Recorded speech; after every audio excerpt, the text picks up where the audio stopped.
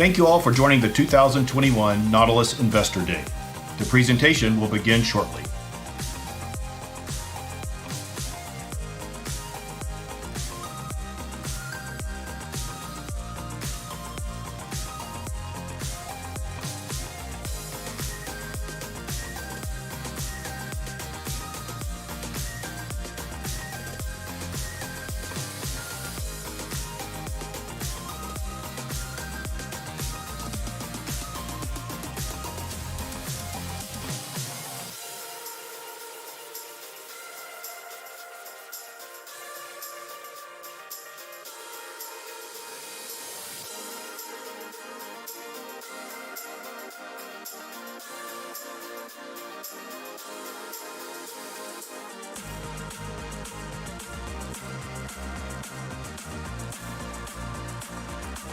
Thank you all for joining the 2021 Nautilus Investor Day.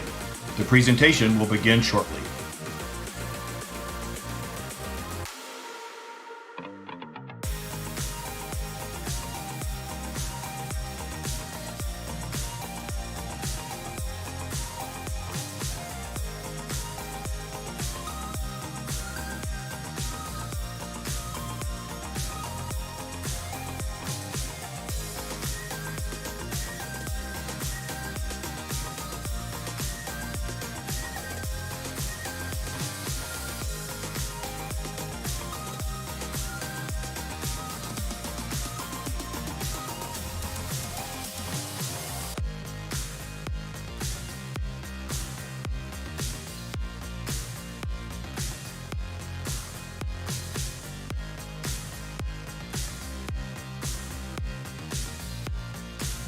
Thank you all for joining the 2021 Nautilus Investor Day. The presentation will begin shortly.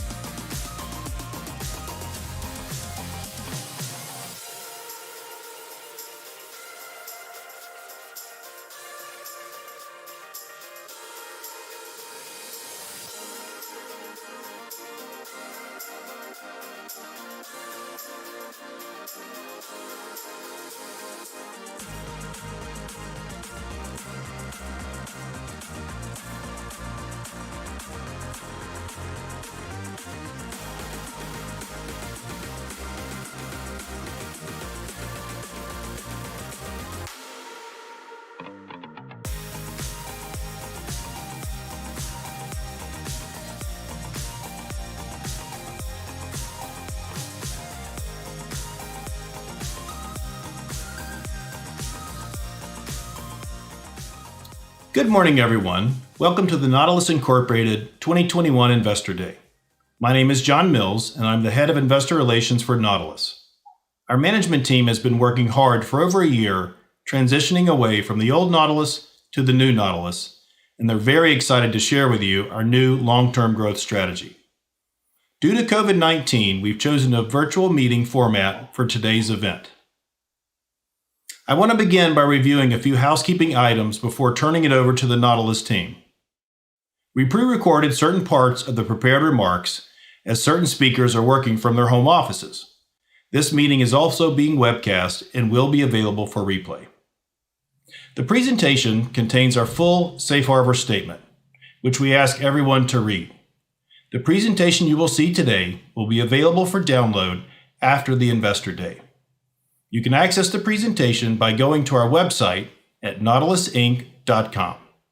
Then click on the Investors tab, and then click on the Events and Webcast tab, and the presentation will be right there for you. I would like to remind everyone that during this conference call, Nautilus management will make certain forward-looking statements. These forward-looking statements are based on the current beliefs of management and information currently available to them. Such forward-looking statements are not guarantees of future performance, and therefore, one should not place undue risk on them. Our actual results may be affected by known and unknown risks, trends, uncertainties, and factors that are beyond our control and ability to predict. For additional information concerning these factors, please refer to the Safe Harbor Statement and to our SEC filings, which can be found on the Investor Relations section of our website. During the presentation, everyone's microphones will be on mute.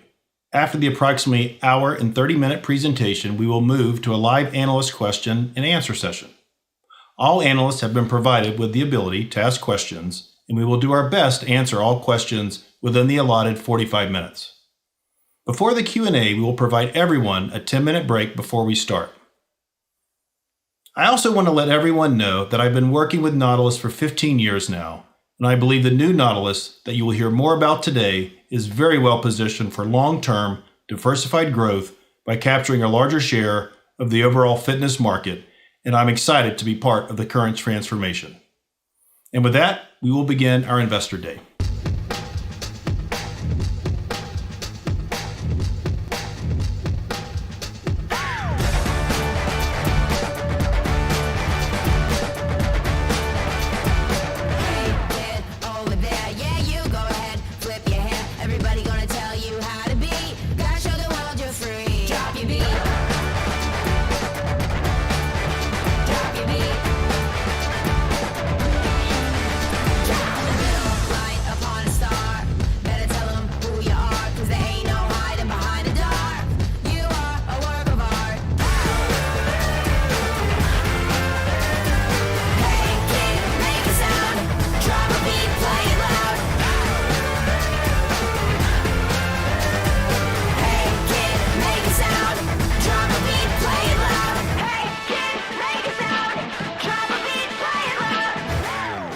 Wow, this video captures just some of the tremendous excitement our entire organization has today.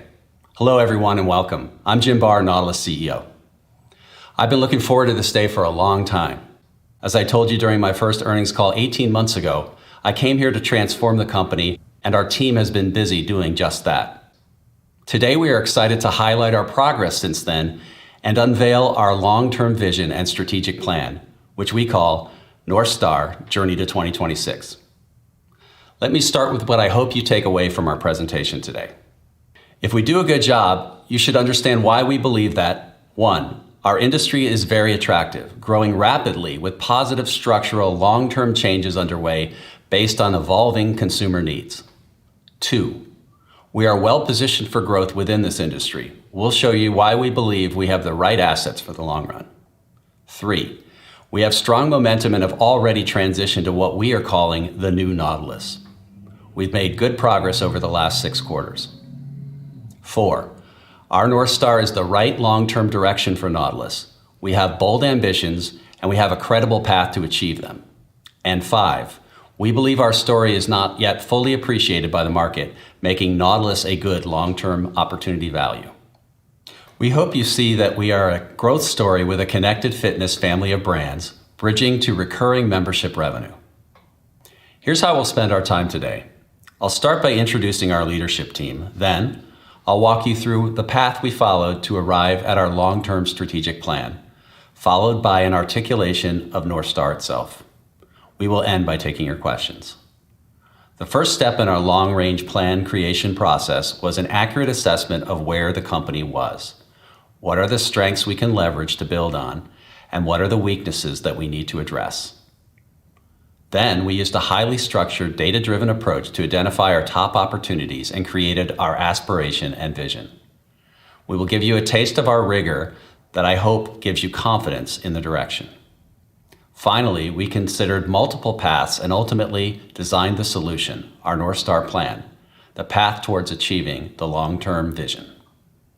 I'll now introduce today's speakers. Given the virtual format, only a subset of my team will be presenting today. I look forward to when we can have an in-person meeting and you can meet the entire leadership team. Ina Knold is our Chief Financial Officer. She joined us in December 2019 from Gap Inc. I didn't want a scorekeeper CFO. I wanted one that played the game, and that's what we have in Ina. A very operational CFO and a great co-pilot for this type of transformation. Becky Alseth is our Chief Marketing Officer. She joined us in November 2019. I asked Becky to come and help me transform the company into one that is hyper-focused on the end consumer and makes decisions based on insights about our consumer needs and wants. She lives and breathes the consumer and our brands, and I'm delighted to have her passion on the team.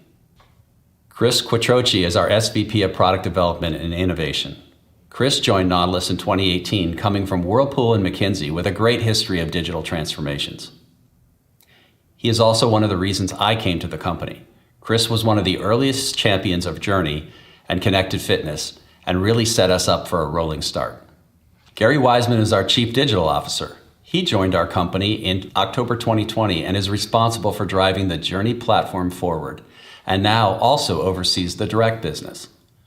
I was excited to welcome Gary to the team because, from our experiences together at Microsoft, I knew he was a technologist who is customer-centric. I feel fortunate to be reunited with Gary to transform Nautilus into a more digital version of itself. There are a few people on our leadership team that won't be speaking to you today. The team we've built is one of the reasons why we believe in our long-term path, so I'd like to also introduce them to you today. Ellen Rame, our new Chief People Officer. Jay McGregor, VP and GM of Retail and Domestic B2B. Jeff Collins, VP and GM of International. Jeff Maurer, VP and Head of IT.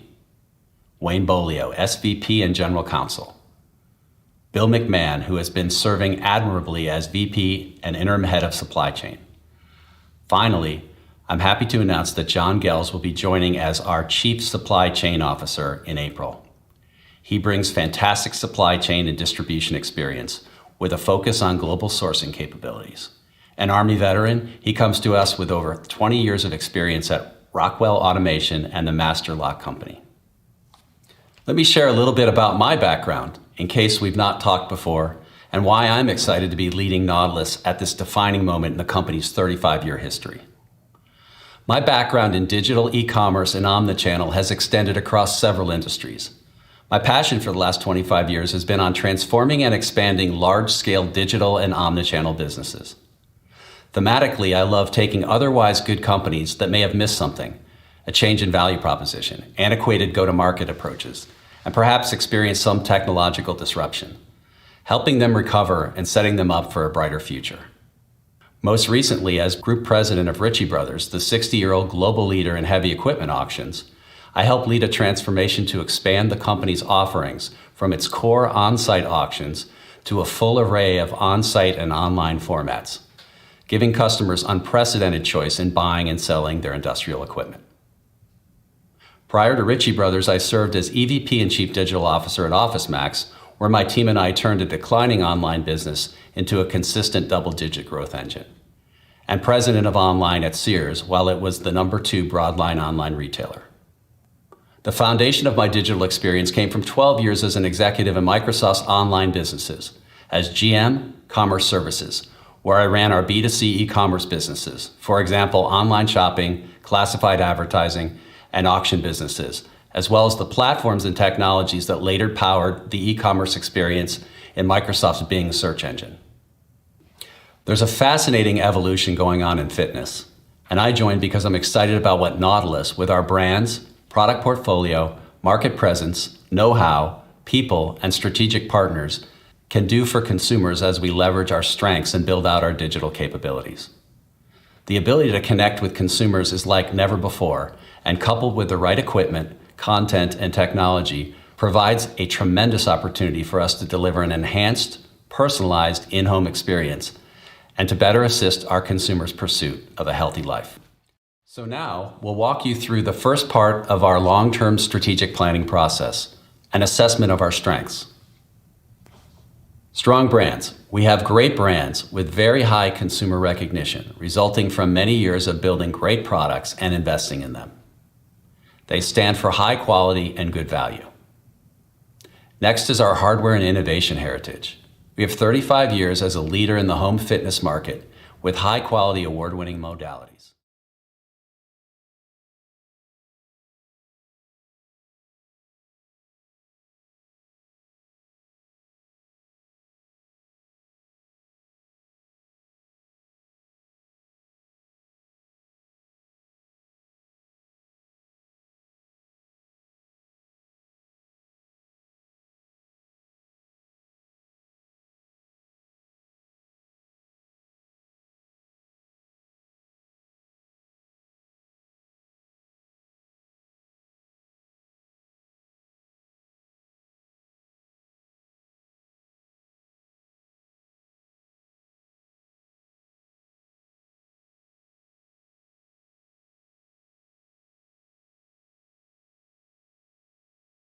So now we'll walk you through the first part of our long-term strategic planning process, an assessment of our strengths.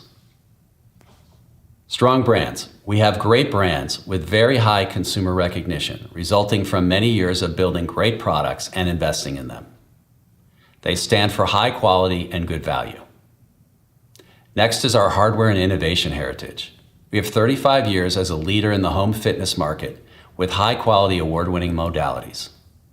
We have hundreds of patents for our products and a history of strong innovation. I love that we have such a choiceful portfolio of products, cardio and strength, all modalities, and multiple price points in each. A third strength I love is our broad distribution. Over many years, we've built an incredible network of retail partners, which, combined with our direct-to-consumer roots, gives us a fantastic omnichannel experience. We leverage an expanding stable of retail relationships, both in brick and mortar stores and online, and augment these further with international distributors. This provides our consumers with an array of choices to buy when, where, and how they prefer. Finally, as a bonus, I have been impressed by our culture. People work at Nautilus because they love our industry and our noble mission to help people live healthier lives. Also of note is our lack of resistance to change. At some of my other transformations, it took considerable time just to convince the team that change was necessary. That was not the case here. They were ready to go and just needed direction. Let me now turn it over to my colleagues who tell you more about these strengths, starting with Becky. Thanks, Jim, and good morning, everyone. I'm thrilled to be here today. As Jim said, I joined Nautilus just about a year ago and head up our marketing effort. It's exciting to be a part of this Nautilus team, as we are transforming from a product-led company to one that is consumer-led. Everything we do starts and ends with the consumer and her wants and needs. One of my first projects was to understand the brand portfolio and the role of the brand in it. It was clear the company had great brands, but they were under-leveraged and in some instances lacked funding. Bowflex is the standout in the portfolio, and based on awareness among the 3 leading brands in the at-home fitness category. It started the home fitness movement over 35 years ago and has helped millions of people on their fitness journeys. When gym goers quickly pivoted to at-home fitness at the onset of COVID-19, Bowflex thrived, driven in part by 3 decades of advertising investment.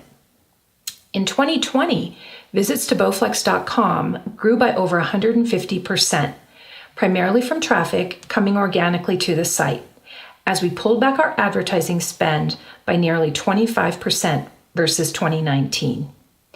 Bowflex has a strong foundation of quality and broad assortment, both strength, where the brand has its roots, and cardio, where we have award-winning bikes, treadmills, and our exclusive Max high-intensity trainer. All that said, we still have work to do. Sometimes when we talk to consumers, they remember the 1980s version of Bowflex. I'll come back later in our presentation and describe how we're redefining Bowflex for today's consumer. We also have another gem in our portfolio, Schwinn, a brand many people know from their childhood.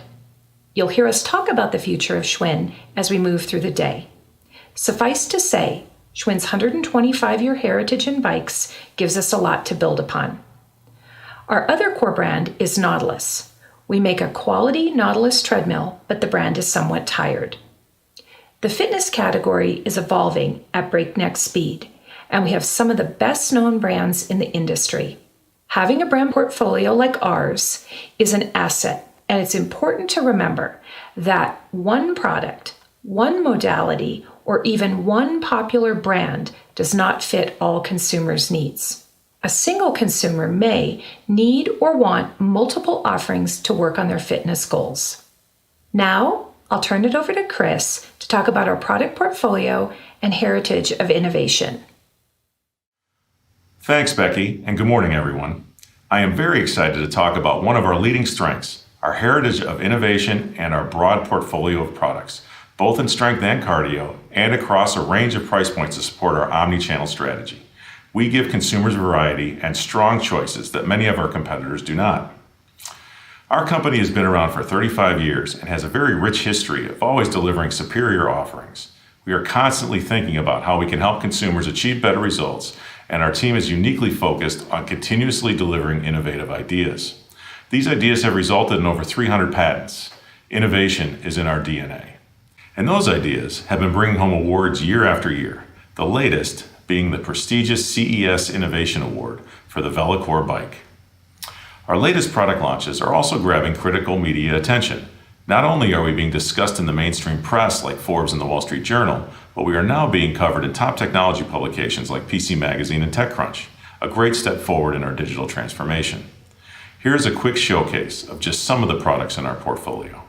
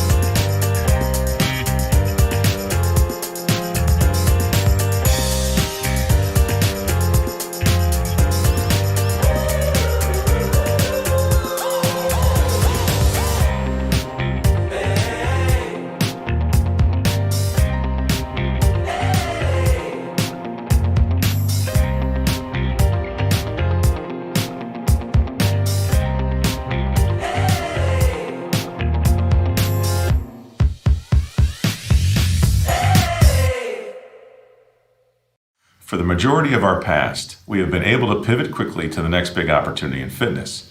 All of our offerings, such as the Bowflex Rod Gym, the Tread Climber, the Max Trainer, SelectTech dumbbells, and our new Bowflex VeloCore bike, were born because we're never satisfied with the status quo. We're always working to bring consumers better experiences. As you just saw in the video, our latest products continue in that tradition. The Max Trainer, now with advanced coaching using high-intensity interval training for a full-body workout, and one of the most popular pieces of cardio equipment in history. The new VeloCore bike, which rethinks indoor cycling and provides a much more engaging experience. The SelectTech family of products, adding a barbell and a curl bar, is the most sold strength training equipment of all time. And now Journey, a new digital platform that hyper-personalizes your fitness experience across all our products, bringing the gym home. One of our biggest changes is that we no longer are solely focused on inventing the next hero product designed for direct-only sales. Our portfolio covers every type of exercise and is tied to our digital experience. This means we can support any and every consumer, their exercise, their way. As you can see from these pictures of our consumers' home gyms, today we are a much more diversified company with many revenue-contributing offerings represented equally in direct and retail. Nautilus has had success with products across all modalities of fitness, and every product we launch going forward will be connected to our Journey ecosystem. In today's environment of bringing the entire gym and personal trainer into the home, Nautilus is uniquely positioned to offer the full experience. Now, Becky's going to come back and talk about our omni-channel capabilities.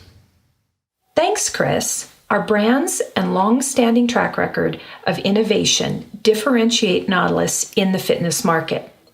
Also important is where consumers can experience and shop for and purchase our products.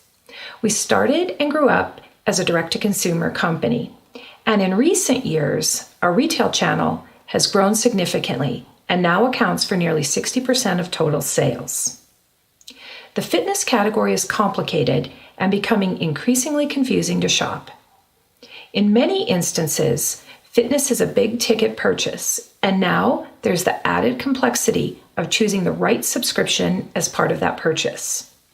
At Nautilus, we work to make it easy for consumers to shop our brands, offering choice in when, where, and how to purchase. Recently, we completed a piece of path to purchase research and confirmed that people still want to shop in multiple ways. Some prefer convenience and doorstep delivery. Others want to see and touch the product, making our retail partnerships an important part of the narrowing and buying process. Our retail team consistently finds ways to deepen our relationships with leading retailers, including Dick's Sporting Goods, Best Buy, Canadian Tire, Amazon, Walmart, and Costco, and to ensure we provide the right offerings to satisfy the end consumer, thus positioning us as a partner of choice. This approach helps us secure product placements like the store-in-a-store concept seen here. This is the inspiration zone at the flagship Nebraska Furniture Mart in Dallas. Opportunities like this give us another way to display our Bowflex with Journey connected products and get into consumers' consideration. You can find our products in thousands of brick-and-mortar locations across the world. And in the US and Canada, we partner with some of the largest players in the industry. And internationally, we partner with over 40 distributors in 80+ countries to bring our products to consumers. We believe we still have many years of retail growth, as fit tech has become an identified growth area for retail partners. Retailers outside of traditional sporting goods have become new partners and are accelerating their own omnichannel efforts. Consumers have become more comfortable purchasing fitness offerings online, further increasing our opportunity.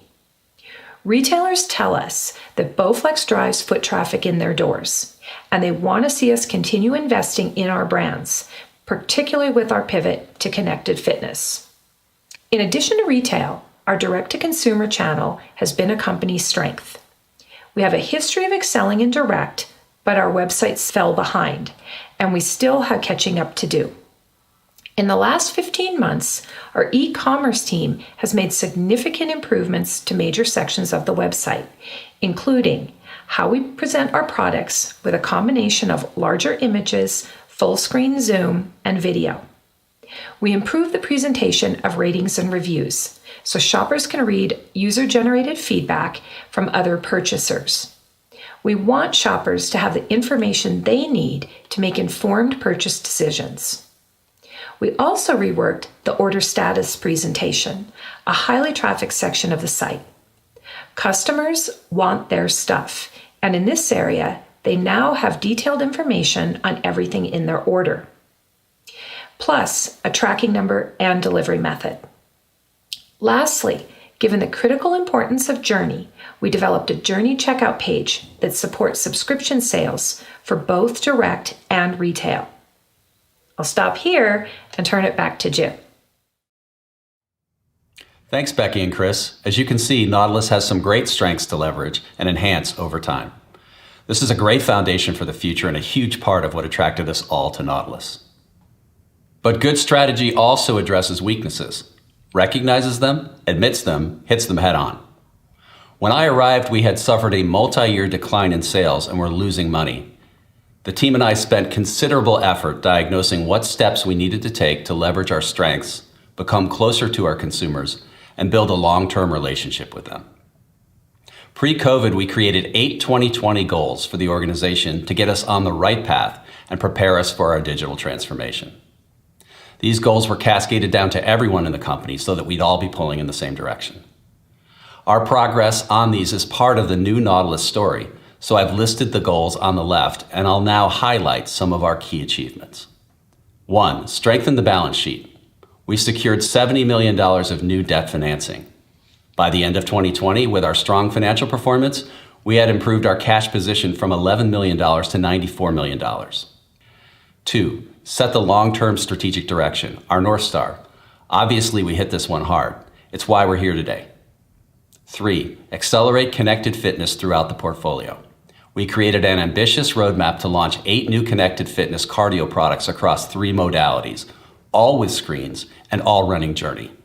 This has created a strong foundation for connected fitness and an install base for Journey growth, which we'll discuss later. 4, find a sustainable model for direct. Clearly, one of the most important things for us to address was the multi-year decline of the direct business. If we could diagnose the key root causes and put actions against them, this could accelerate our recovery path back to profitable growth for both direct and the full company.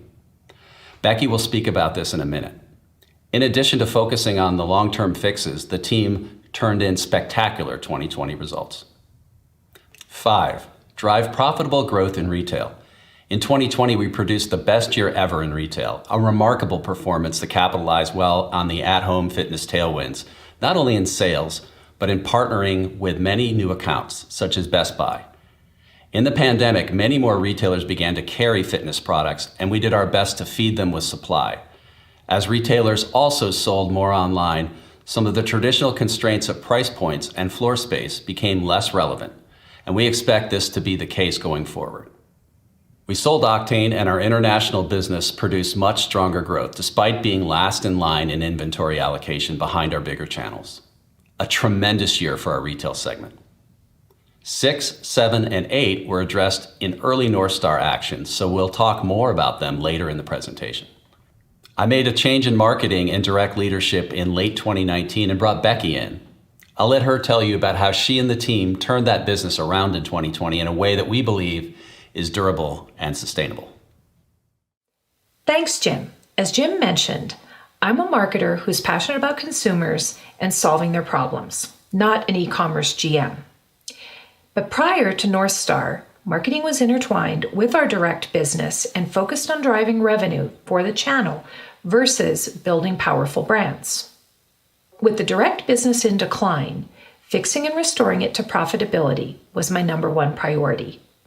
In prior earnings calls, Jim has detailed the 5 reasons for direct's decline, including losing track of the consumer's purchase journey and evolving media habits, sticking with the same media strategy even though it was less and less effective, not using modern marketing tools to make decisions, missing the pivot to connected fitness, and leadership gaps. Now, I'll highlight some of the changes and improvements we've made to date.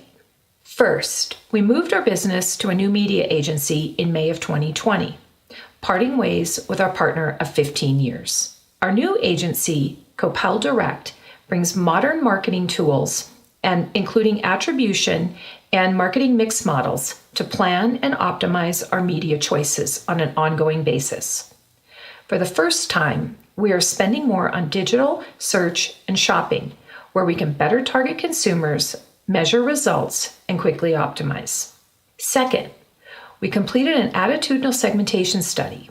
For many years, we targeted people who were predisposed to working out at home, and we lost sight of the broader market. Learning from this research indicates there are additional consumer groups we can target that offer rich opportunities for our brands.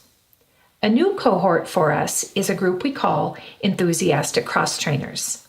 This group likes and prioritizes fitness and is willing to spend on alternatives that offer variety, a key component of our value proposition. I already spoke about the enhancements we made to the online shopping experience on bowflex.com. Our e-commerce team knows that their job is never done, and they continue to develop fresh ways to present our products and experiences. In addition to working and making progress on each root cause, I leaned heavily on my finance partner. Together, we tore apart the direct P&L and identified 3 classic marketing areas to work on: SKU rationalization, tactical price increases, and a pullback in promotional spending, which we relied heavily on in recent years. As we worked those 3 levers, product, price, and promotion, we started to see improvements in both the top and bottom line. One more important piece to mention is how we are looking at media. Prior, we focused on paid media, which was heavily dedicated to TV. In 2020, we started to use a total media approach that includes paid, earned, and owned.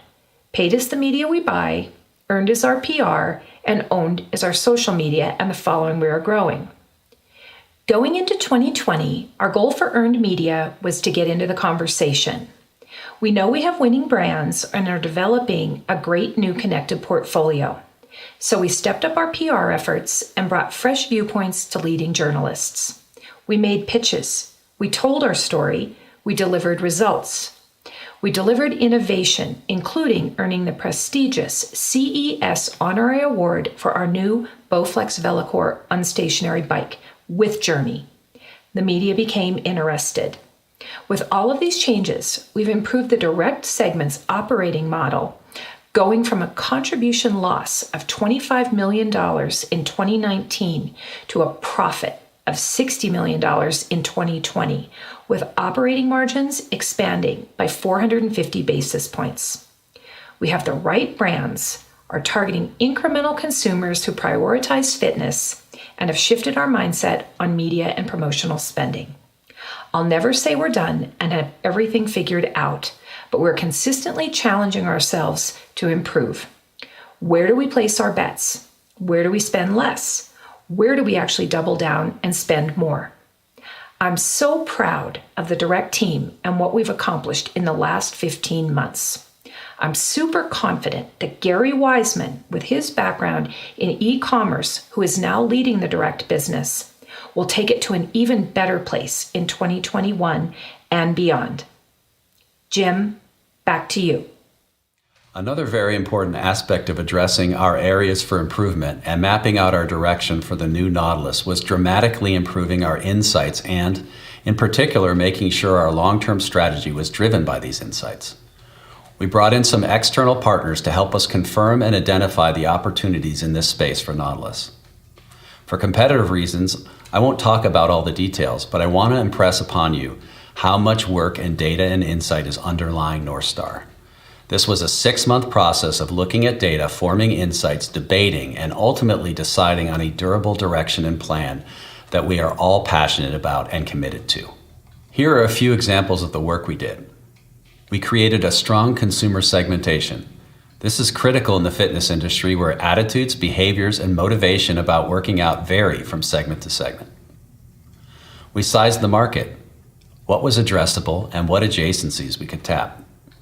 We sliced and diced it a number of different ways. We computed our market share, a number no one really knew, given how little information there is about market size and a dearth of public companies in our industry.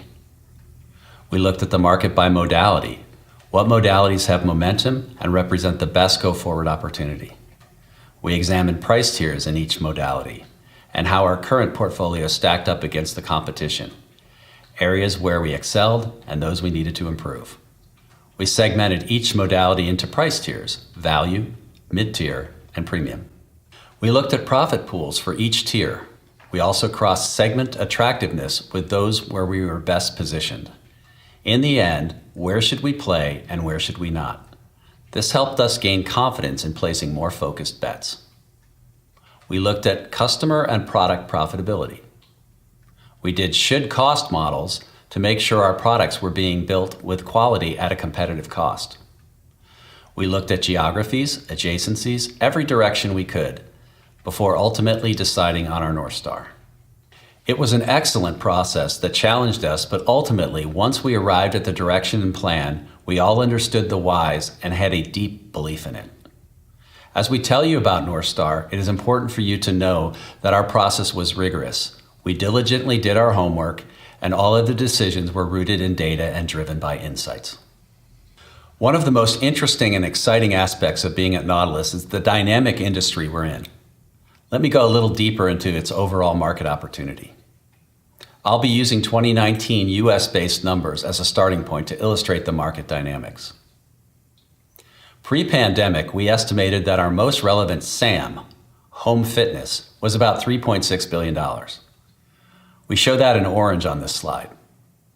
Even after our 2018 and 2019 declines, we stand at number 3 in market share in a fragmented market that we believe would grow at a mid-single-digit CAGR over the next several years. Plenty of room to recover and grow for the long run once we got things pointed in the right direction. Our total addressable market, our TAM, is in lighter blue: gym, outdoor, and home, with about $55 billion a year spent. Adjacent to our original SAM, in that TAM, was a market more than 10 times the size of home fitness, at about $49 billion. Gym memberships, fitness classes, and personal trainers, shown here in green. This is an attractive market, but much of it was historically not accessible to us. This dramatically changed when COVID hit and caused a rapid acceleration of at-home fitness demand. We needed to dimensionalize this growth and form a point of view on the extent to which this was a longer-term or temporary change. During the pandemic, those with gym memberships were suddenly unable to go to the gym, and many turned to home fitness. Immediately, there was a surge in all home fitness equipment. Had the pandemic lasted just a few weeks, this might have been temporary, with some sales likely pulled forward from later in the year. However, as weeks became months, with a view that it might last a year or more, habits and attitudes towards the gym began to change in profound ways. The home became the center of our lives, our places of business, where we schooled our children, our entertainment venue, and a place where we worked out. It may have been forced upon us, but we discovered or rediscovered the convenience of working out at home. Many also discovered connected fitness for the first time and how technology could deliver on many of the elements they could no longer get from the gym: trainers, online classes, connectedness, community, and variety. To help us make decisions, starting in the summer, we began to monitor gym-goer sentiments, polling thousands of them on a regular basis. The results have remained remarkably unchanged for 8 months, through gym openings, vaccination announcements, and vaccination availability. The results paint a persuasive picture of not only incredibly rapid growth, but that the industry has undergone long-term to permanent change. About 25% of former gym goers tell us they will never go back to the gym, with another 50% saying they are currently uncomfortable returning to the gym. Many of those who will return to the gym when things are safe say they will balance the gym and home differently in a permanent way, similar to how they expect to balance working from home and going to their places of business. No longer one or the other, but a blend of both. As a result, our SAM is already significantly larger, with portions of the green section moving to orange. The exact extent of this movement so far and in the future is, of course, a crystal ball exercise. But we can use our sentiment poll results to create some what-if scenarios. Let's try one as an example. Allowing that some attitudes may change over time and that we should not use the full 25%, if only 10% of the former gym goers, in fact, do not return and instead spend on home fitness, this alone would suggest that $4.9 billion of the gym membership market is moving to at-home, well over doubling our SAM. In addition, it's important to remember another likely tailwind, that many of those who will return to the gym will not be either or. They will also want to work out at home. The new normal, whenever it arrives, will not include daily commutes, a key driver in gym visit habits. This could further move dollars from green to orange. From all this, we have concluded that 1, the SAM has already increased, perhaps as much as doubling, a notion further supported by publicly reported results, and 2, that there will likely be a long-term structural change in the industry that favors at-home fitness. In terms of Nautilus' accessibility to this growth, together with our well-known brands, strong product portfolio, broad omnichannel distribution, and now emphasis on connected fitness, we are well positioned to capitalize. Short term, we are targeting the evolving needs of former gym goers through marketing, new journey features, and new product launches. Despite these profound changes in consumer habits, the resulting rapid expansion of the home fitness TAM into the SAM, and the positive long-term outlook all this creates, no one can predict exactly how this will play out over the next few years. It seems likely that not all of this market expansion is repeatable each year. Thus, it is probable that the market growth will not be linear and, at some point, the market size likely regulates from its highest point, but not down to anywhere near pre-pandemic levels.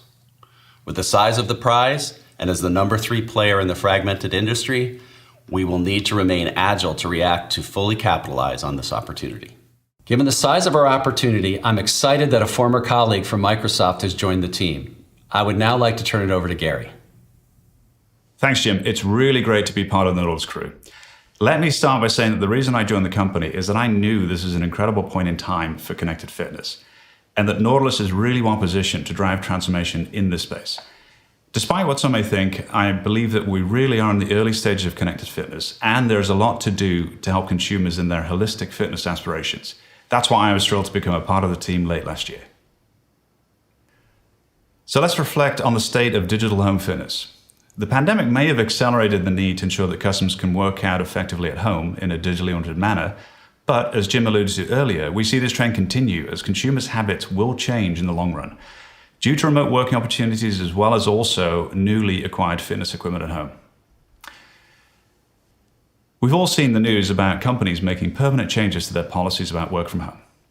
A lot of us just went through a forced trial and found out that it mostly works, much to the advancement of e-commerce, delivery, home fitness, and other digital services. Only time will tell what the post-pandemic situation is, but there are estimates ranging from 25% to nearly 60% of office jobs will be permanently work from home moving forward. This would drive quite a shift in consumers' daily activities, including where they work out. Another thing to factor is that people choose gyms close to their office. If they're only going to the office once or twice a week, they will want a solution close to home. Additionally, many gyms and boutique classes, unfortunately, aren't surviving the pandemic. There will be a vacuum, and we strongly believe that digitally connected fitness will fill it. Now, as we all know, the digital fitness market is massive, and we expect it to continue to expand for many years to come. In the digital fitness industry, our job is to make life easier for customers when it comes to them planning, tracking, and achieving their holistic health and fitness goals. Whether it's working out on equipment, off equipment, nutritional intake, your sleep patterns, there are a lot of factors that go into making you feel energized and healthy on a daily and long-term basis. Technology should help you with this. However, when you look at the world from a consumer standpoint, right now there is an overwhelming amount to consider when you plan out your fitness journey. There's a huge number of apps, connected equipment, health ecosystems, wearables, and general health and fitness articles out there. It's very fragmented. Looking ahead, imagine a future where you have a clear fitness goal, let's say losing 20 pounds. What customers need is a cohesive fitness platform that provides a clear daily and weekly workout plan with all of the workout options available to you. The platform helps track your activities at home, the gym, in a hotel room, running outside. It's on your fitness equipment, your phone, your tablet, watch, smart TV. It's essentially everywhere. It'll provide adaptive workouts that are personalized and unique for your stage of fitness. The platform is able to leverage biometric insights from your wearables to adapt each session. For example, your Apple Watch may indicate that you slept poorly the night before. The fitness platform is then going to step things down a bit in today's workout. High resting BPM? Well, let's start with 10 minutes of meditation via the integrated mindfulness app. Workouts should include a great variety of entertainment choices, but also the option to work out with friends or perhaps become the weekly Houston mileage champ. See a digital fitness enthusiast who has the same pace as you? Connect and work out together, in or outdoors. The platform should make sure you receive rewards and motivation through notifications as well as gamification that makes you want to reach the next level and be proud. It's esports mixed back with the real world. You should get a weekly customized nutrition plan that shifts as your fitness improves and avoids any allergies or dislikes. Meals are automatically delivered through DoorDash or ingredients ordered via Instacart with the appropriate recipes made available. On top of that, you have the choice to share your digital fitness journal with your doctor for advice or even health insurance companies to obtain discounts.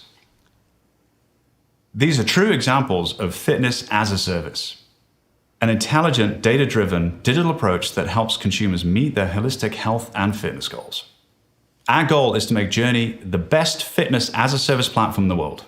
As a company, Nautilus is ideally suited to this mission as we build high-quality equipment and software together that can help bridge the fragmented digital fitness landscape for consumers. Thanks, Gary. The new fitness as a service game is in its early innings, and it is not winner take all. With strong brands recognized for high quality, a deep heritage of superior products and innovation, and our omni-channel network, and now with Connected Fitness, we believe the new Nautilus is well positioned to capitalize on this exciting market. Building on our assessment, our aspirations, and our insight, we evaluated multiple paths and ultimately aligned on our North Star. With this as background, I'd like now to turn to our North Star plans. Our North Star long-term strategic plan has 5 pillars. First, adopt a consumer-led mindset. We will be consumer-obsessed in everything we do, and will filter all major decisions through that consumer lens. Second, scale a differentiated digital offering. A strong Journey will enable us to give our consumer her best connected fitness experience. Third, focus investments on our core businesses. We will be disciplined about investments across brands, sectors, consumer segments, products, and geographies. This will buy us the resources to help fund our path. Fourth, evolve supply chain to be a strategic advantage. Fifth, build a winning organization. We started the work on this pillar by assembling a talented and diverse group of leaders, some new to the company and some with tenure. Together, this new team has delivered record revenue, cash flow, and earnings in 2020. We are focused and determined to win. We will now walk you through each of these pillars and highlight the choices we've made to go from the Nautilus of old to the new digitally connected version of Nautilus. Becky? Nautilus has been successful in multiple ways, including a passion for innovation and developing award-winning products. We're leveraging those strengths and building from here. Pillar 1, adopt a consumer-led mindset, is a significant pivot from the past. Historically, we developed the product and then figured out how to market it. Now, we have restructured our product development approach to gather consumer input at the very beginning of the process, making sure to correctly frame the problem we're trying to solve and identifying the target consumer. Given multiple target audiences, we will zero in on the highest potential users and the competitive set early in the process. We also have started testing our marketing messaging early in the development cycle to ensure our communications are driving an emotional connection with the target. Another important shift in the Adopt a Consumer Mindset pillar is we're moving from traditional product management to category management. In the past, our product team was focused on new product introductions. Our category managers own a portfolio and a P&L, find white space, and advocate for projects that drive customer success. And we've made brand decisions and are narrowing our portfolio. As I mentioned in my earlier comments, we have great brands, and we also need to focus and place our bets on the brands that will take us to our 5-year goals and beyond. Our go-forward portfolio is Bowflex, Schwinn, and our digital platform, Journey. We already sold Octane to focus on at-home fitness, and later this year, we'll look at options for the Nautilus and Universal brands.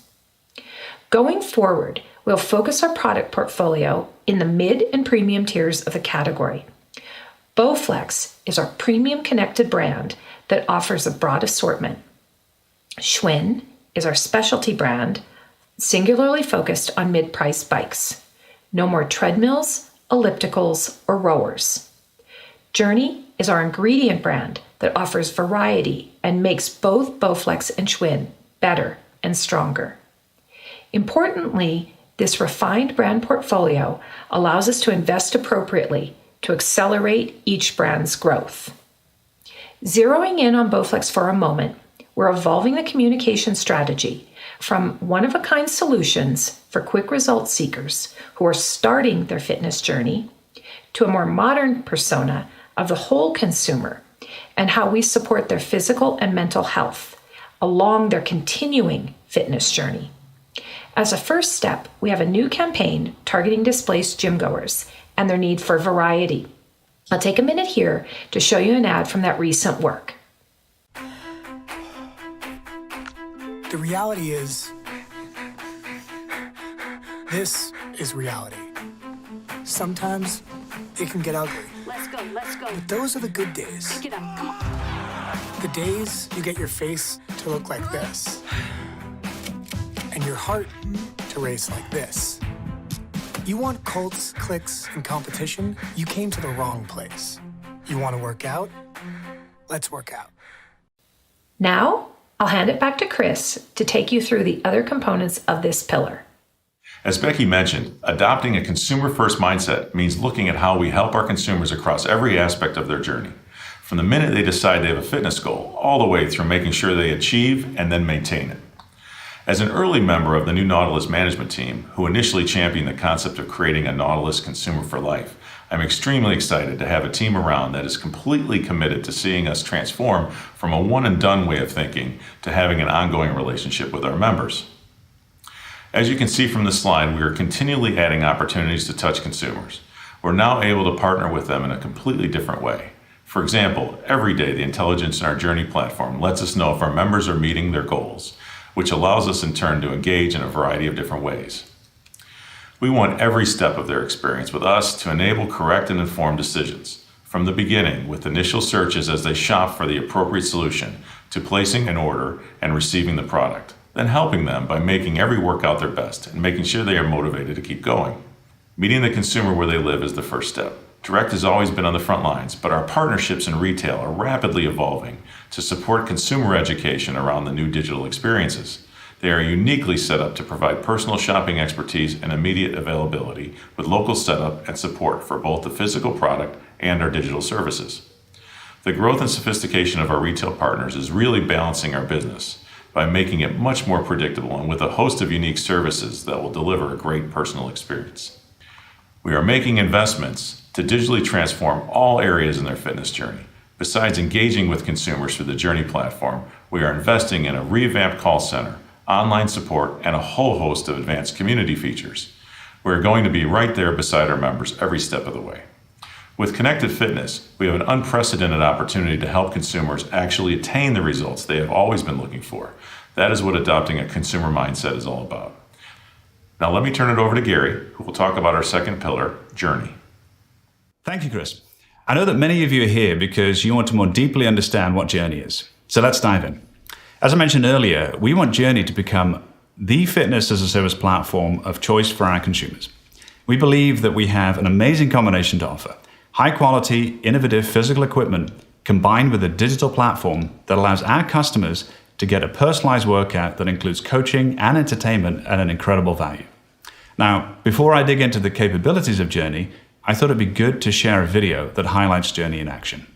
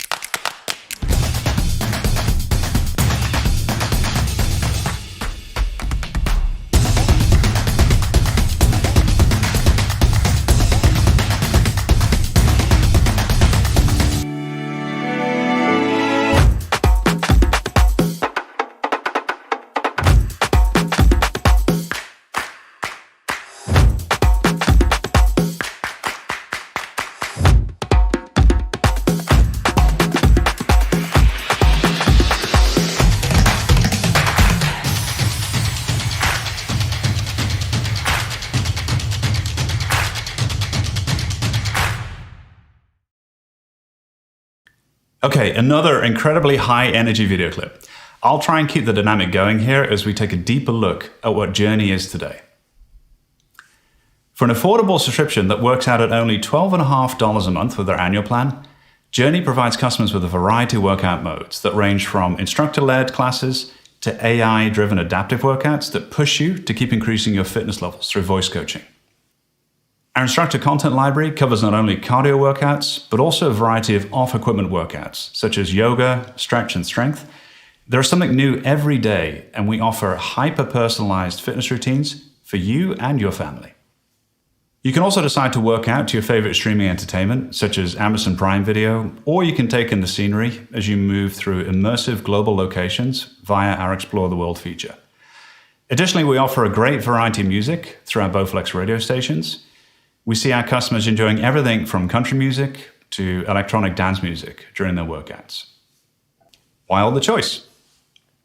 Well, we know from data insights and feedback that customers enjoy choice in their workouts, more than just instructor-led videos.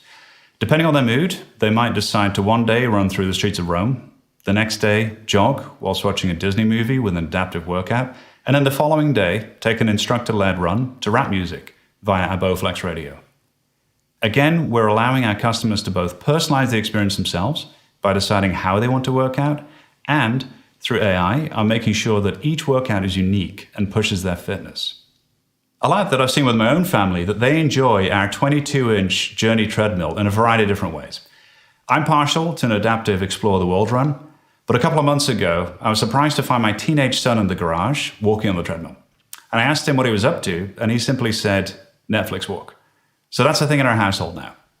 And I'm very happy about it compared to the number of hours he spends on Fortnite, frankly.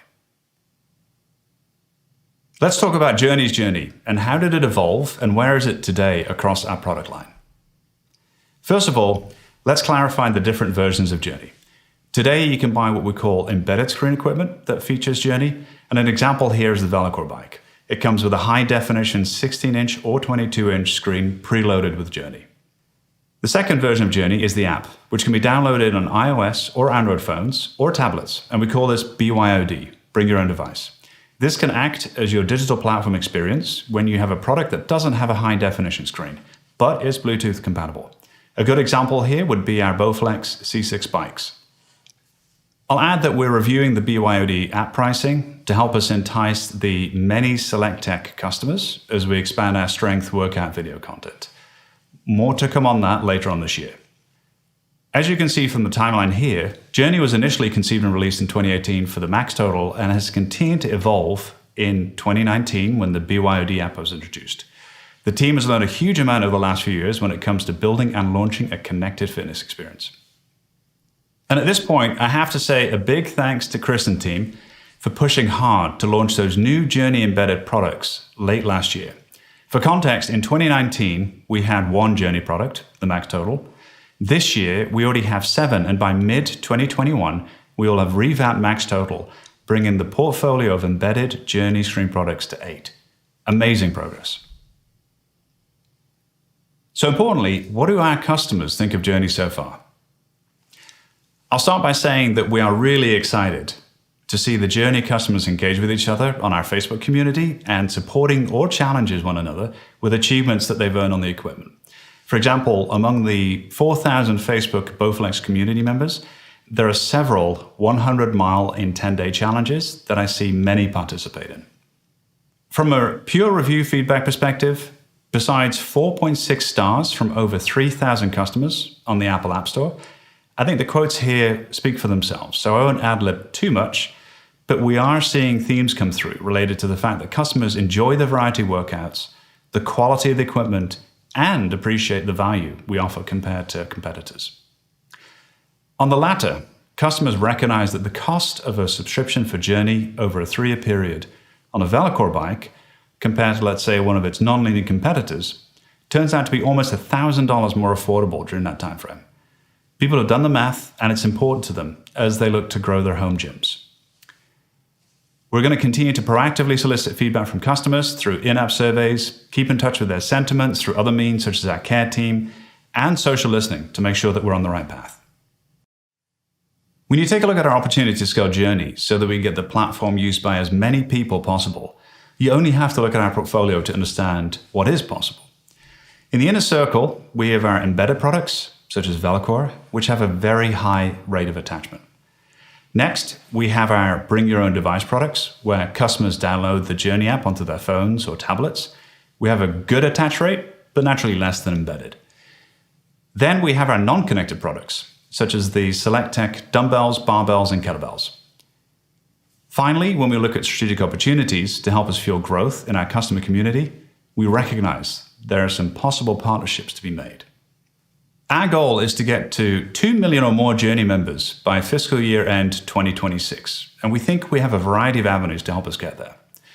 Here's one model that we pulled together, which we wanted to share with you, although we're still early and we will still continue to finesse our view as we gather more data over the coming year. As mentioned earlier, today we attach and activate Journey to the embedded screen products at an incredibly high rate. And we have a strong outlook for sales, with hundreds of thousands forecast for this year alone. On top of that, we have hundreds of thousands of bring your own device products that have shipped in the last few years, plus we're seeing great demand moving forward. As you can imagine, we modeled the attachment and activation rates lower than embedded, and we expect that a higher churn rate will be there with the BYOD products due to competition and a variety of other reasons, but it still adds positivity to our targets. Layer on top the millions of non-connected products out in the field, particularly as you look at the SelectTech range of dumbbells, barbells, and kettlebells. As a matter of fact, we've sold well over 1 million pairs of 552 dumbbells looking back at past years. The international call out here is simply to reference the fact that we see a lot of opportunity to grow our member base internationally as we deploy Journey products into existing and new markets. As I mentioned earlier, beyond the huge audience that we can already tap into that are either current or future equipment customers, we also have an opportunity to expand Journey's presence through strategic partnerships. Whether it's wearables, smart TVs, or commercial gym operators, it would help Journey be everywhere and reach greater scale. There are some clear win-win opportunities here for both Nautilus and potential partners. Now, there's nothing to announce at this stage, but rest assured that we're having conversations with some really great brands out there. It looks ambitious, but we've already seen 4x member growth over the last quarter alone since launching the Velocore bike and our connected treadmills. Seeing great traction both in retail and direct. And trust me when I say that we're going to aggressively pursue our current and future customers to grow our Journey community to the 2 million member goal. In summary, when you look at what Journey offers and how it'll scale, here are the key things to take away. Journey creates highly personalized fitness experiences for its members, along with a wide variety of workout options that they love. Journey is a platform that crosses modalities and will make it easier for customers by bringing things together as they plan, execute, and track towards their holistic fitness goals. We'll scale Journey through our large current and future customer base, but also look to partner to accelerate growth. Today, we have a great digital experience. Despite being early in our product lifecycle, my most immediate priority is to scale Journey to go from tens of thousands to hundreds of thousands of customers working out with Journey by the end of this fiscal.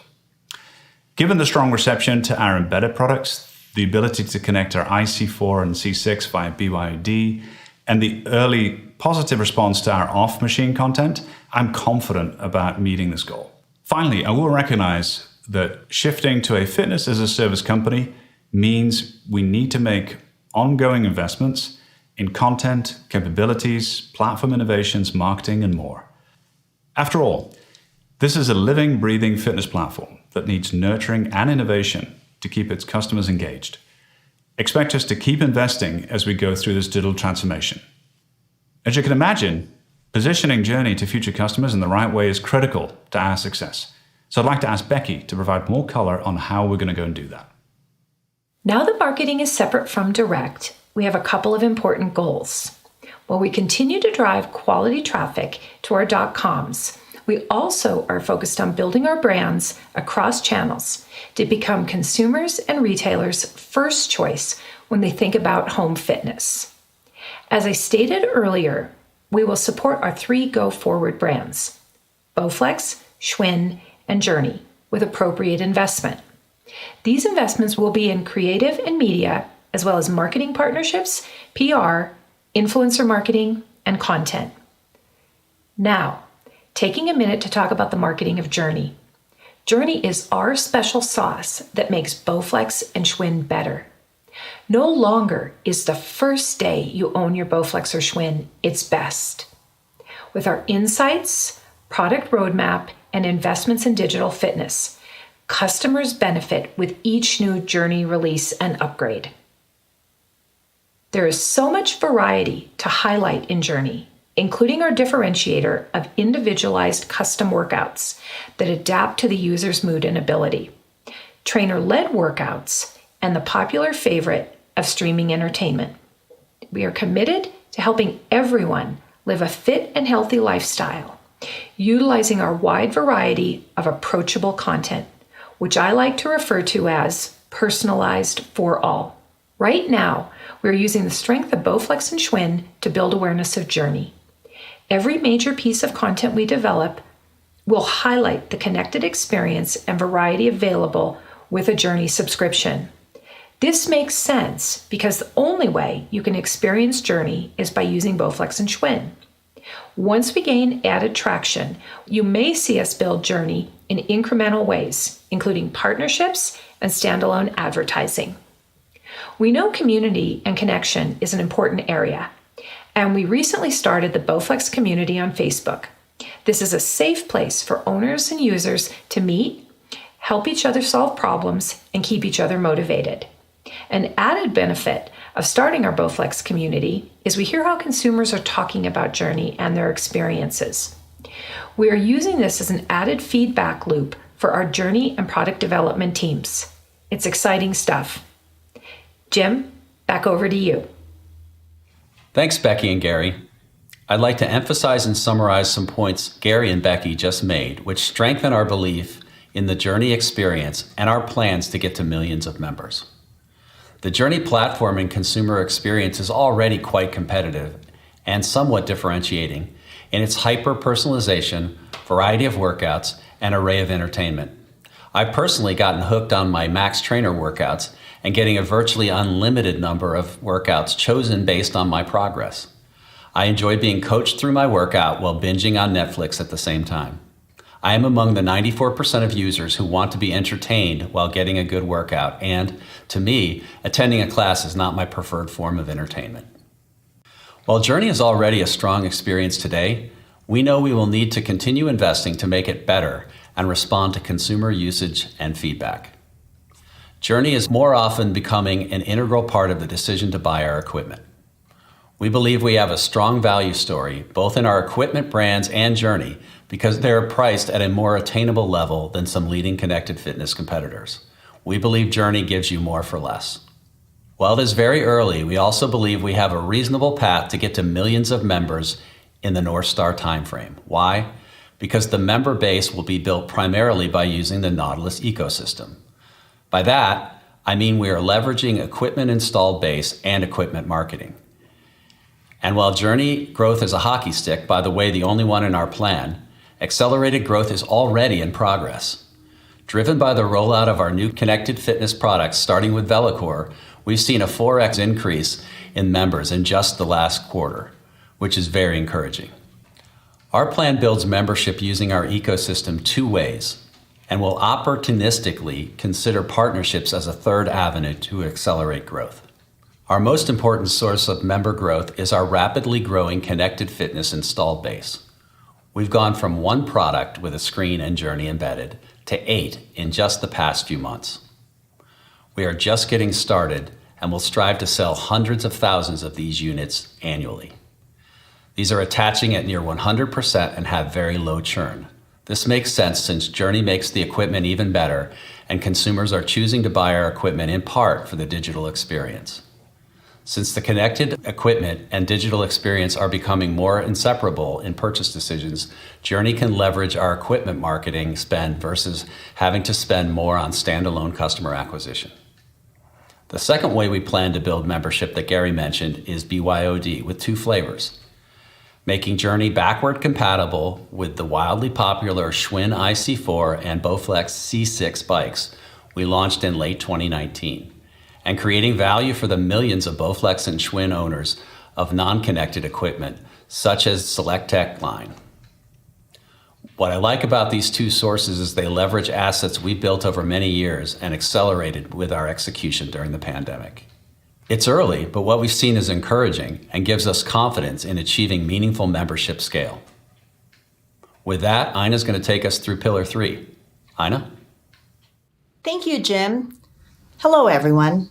I'm excited to talk to you today about Pillar 3 because it contains one of my favorite words, focus. When we focus and simplify our business, we can make fewer, bigger, bolder bets, and we can reinvest our resources into North Star. Now, Pillar 3 has two sections, optimization and international growth. Let's turn to the slide now so I can walk you through the different pieces of Pillar 3. When it comes to the end market, we are now focused on home fitness and digital. This is why we sold Octane last year. We are reducing the brands in our portfolio and will nurture and fund the three that will remain. Bowflex will be our primary brand, with a broad suite of products for strength and cardio. Schwinn will be bikes only, and both will be powered by our new digital brand, Journey. We've sold Octane and are now currently evaluating the next steps for Universal and Nautilus. Target consumer segments. Instead of a shotgun approach that favored a segment that didn't really enjoy exercising, we're capitalizing on the structural shift in our industry and focusing on three segments that we believe yield the best opportunity for Nautilus. SKU rationalization will continue. We will not play in all price points, but will focus on mid-tier to premium. Schwinn will be only bikes, and we will be maniacal about cutting off the unproductive tail. When we're done, we'll have a more focused and deliberate portfolio, where each product within each brand has a clear, identified reason for being, all centered on what the consumer wants. Channels. We used to favor direct, but will now be truly omni-channel, meeting the consumer wherever, whenever, and however she wants to shop. Turning now to international growth. We're in over 80 countries working with 40 distributors.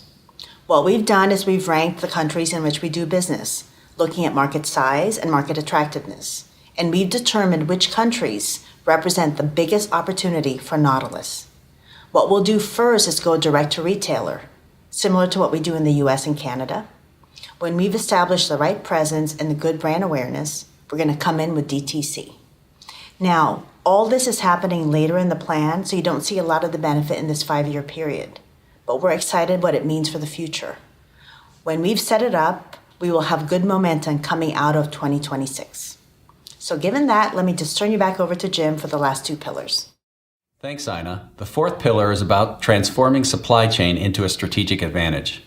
It was always going to be a key aspect of our plan, but with our 2020 revenue shifting to supply constrained, and a view that this may last well into 2021, this became mission critical and a core pillar of our strategy.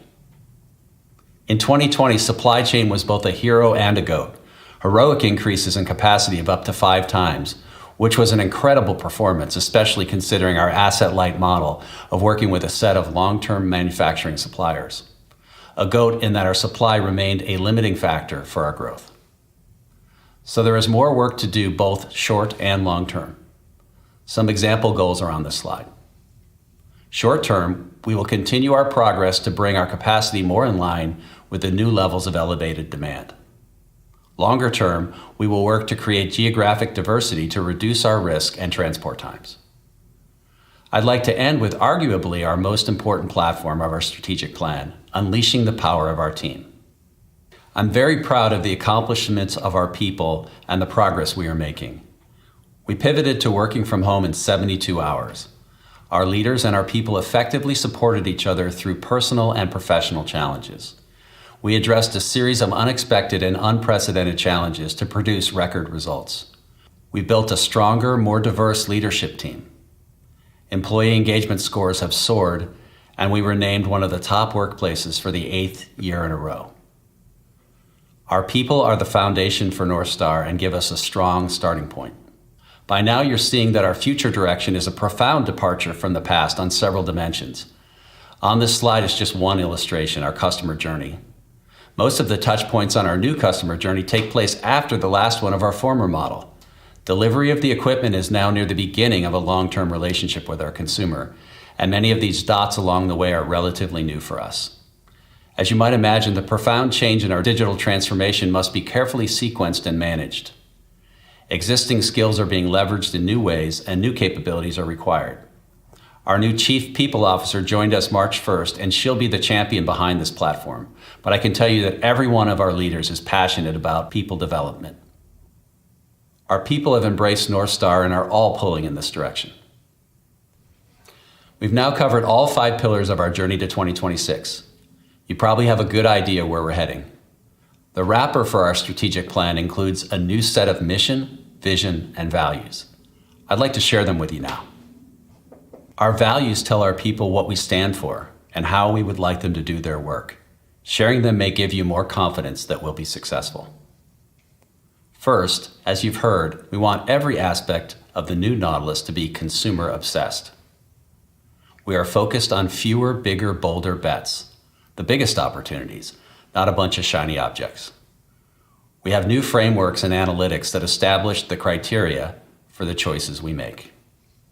We will remain ambitious innovators. We will seek to deliver differentiating experiences that make important differences in our consumers' lives. Which leads us to our new way to keep ourselves accountable in a transparent way. Our people know that career trajectories at our company are limited only by the size of the problems that they can solve. Caring deeply about each other and our communities has always been a critical part of the Nautilus employee experience, even more so in light of the past year's challenges. Finally, when all is said and done, you will remember 2 things about your Nautilus employee experience: that nothing is more fun than winning, and who was with you when you won. Those are our new values and should push us to find the right path, help avoid what's ailed us in the past, and develop the team that will continue on a path to high performance. When considering our mission statement, it was actually quite easy. We went back to what's most important in our company, our consumer. We empower healthy living through individualized connected fitness.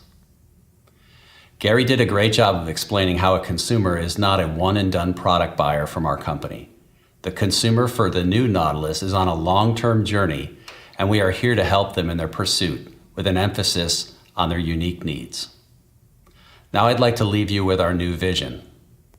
The enduring purpose for our entire company is to build a healthier world, one person at a time.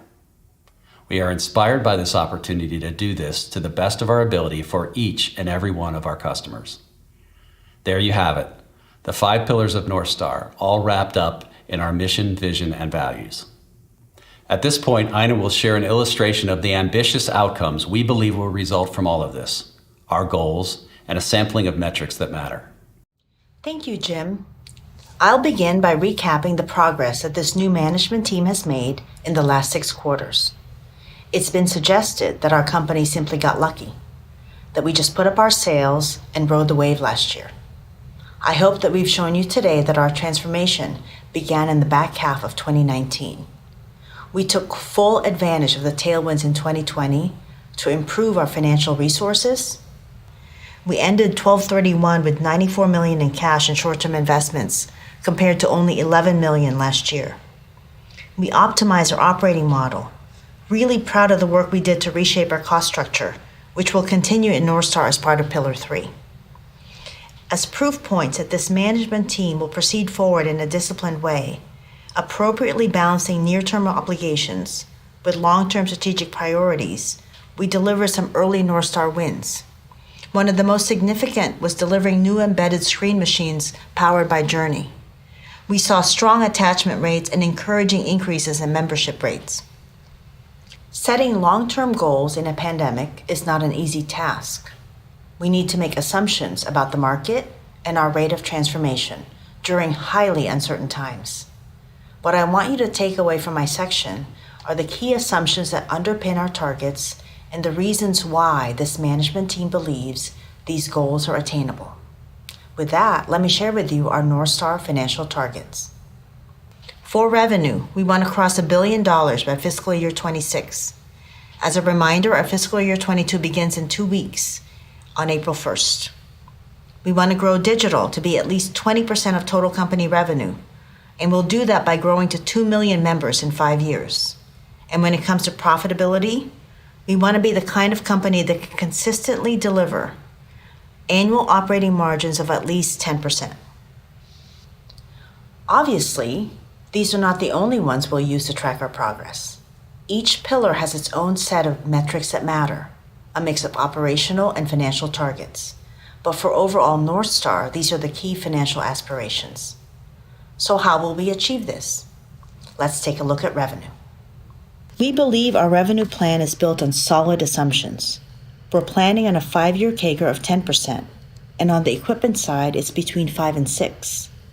We have growth opportunity because we're number 3 in a highly fragmented market, and there's been a structural change in our industry, which has expanded our SAM.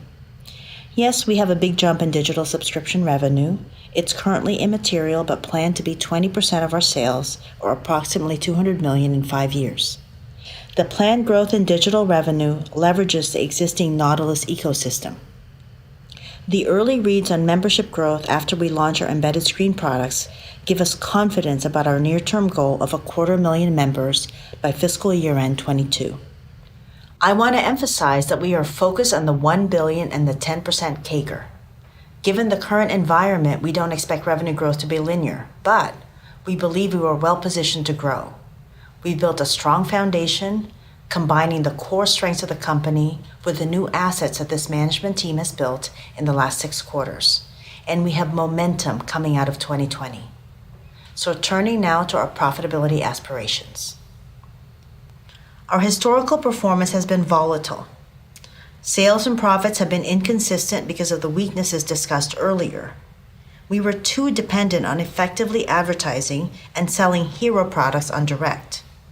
That kind of model creates volatility, with op margins ranging from -9 to +18 in 2020.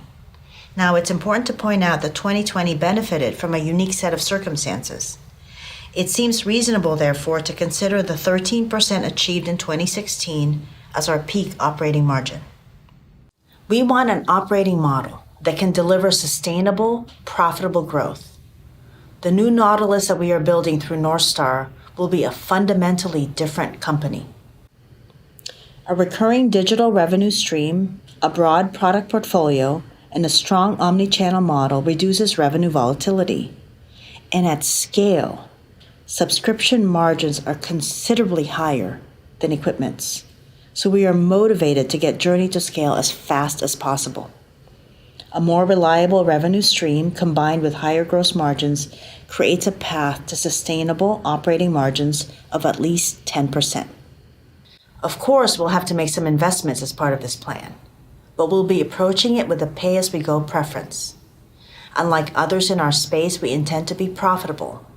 And just as we've done over the past 6 quarters, we'll evaluate North Star investments carefully and prudently, aiming to deliver near-term, but always with our North Star vision as our guide.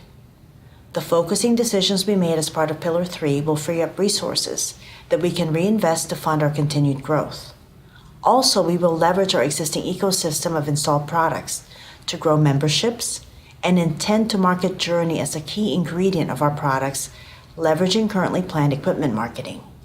But we want to maintain flexibility and agility, as our overarching goal is to cross 1 billion and get to 20% of digital sales. If by investing earlier than originally planned, we can accelerate getting Journey to scale, we'll consider it. Our plan is largely organic, but if an acquisition will accelerate getting Journey to scale, we have an appetite for it. Our investments for North Star in priority order are, first, continually enhancing the Journey member experience and accelerating scale. Second, marketing our products and funding Bowflex's repositioning. Third, innovation and technology in new product introductions, consumer experiences, or IT infrastructure. Fourth, product margin cost. We're willing to temporarily have lower equipment margins to accelerate member growth. And lastly, people and capabilities. To summarize, we believe we can cross $1 billion of sales and have 2 million members by March 2026. We'll do that by delighting our target consumers with the best connected fitness experience in the market, high-quality hardware combined with an individualized digital experience that gets better every day. We're prepared to make the necessary investments to make Journey the digital platform of choice because subscriptions at scale are a powerful driver of improved operating margins. When we have fully executed North Star, Nautilus Inc. will be a digitally forward company with an improved earnings profile and will be better positioned to deliver sustainable, profitable growth. Understandably, investors want the long-term vision, but also visibility to the near term. Our intent is to provide an annual perspective at every Q4 earnings call. We'll be reporting the results of this quarter ending March 31st in early May, and at that time we can share more information about fiscal year 22. For now, I'd like to reiterate the guidance for the 3 months ending March 31st, 2021 that we provided on our Feb 22nd earnings call. We expect net sales growth of 55% to 75% versus the same period last year. Excluding Octane, this would represent sales growth of 71% to 94% versus the same period last year. We expect gross margins to be relatively flat to the same period last year, as we are experiencing temporary pressures from increased logistics costs, higher commodity prices, and continued FX headwinds.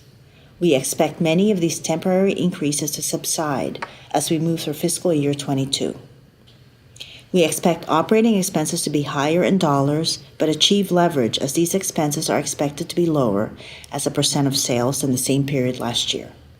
The dollar increases are driven by investments in marketing, in Journey, and other North Star initiatives. I hope that you now more fully understand the key assumptions that underpin our targets and the reasons why this management team believes these goals are attainable. I'd now like to turn it back over to Jim for final closing remarks. Jim? So there you have it, our North Star, Journey to 2026. We rolled it out to the team late in fourth quarter and are now in full execution mode. I could not be more excited about this vision and strategy. Although fiscal 22 is the first official year of North Star, I hope it is clear that this team has been making progress even before we've unveiled it to you. We have a number of important points on the board. This gives us a rolling start and more confidence in the plan. We have already improved our product portfolio and seeded the path for Journey scale with our new embedded cardio products. Journey is already a differentiated digital experience that makes our equipment better every day. It has already been adapted to the leading modalities, no small task. We have continued to add content, features, and improve the user experience. We've already made key focusing decisions that increase the odds of success. We sold Octane to focus on at-home and reduce complexity. We reduced SKU count to simplify our business and reduced consumer confusion. We've defined clear roles for each of our brands. And finally, we've strengthened our organization with new talent and capabilities. The team is in full execution mode. While much of the presentation has been focused on North Star, I hope we've also done a good job in portraying a broader story of how we've been progressing over several quarters to remake the company into the new Nautilus that can deliver for customers and more consistently for shareholders. We started with the old Nautilus, leveraged our considerable strengths, but developed a deep understanding of what we missed and what we needed to recover from. Pre-COVID, we put actions against our key weaknesses. We defined our 2020 priorities, and we're already on a very different path before the pandemic hit the world the last 2 weeks of Q1.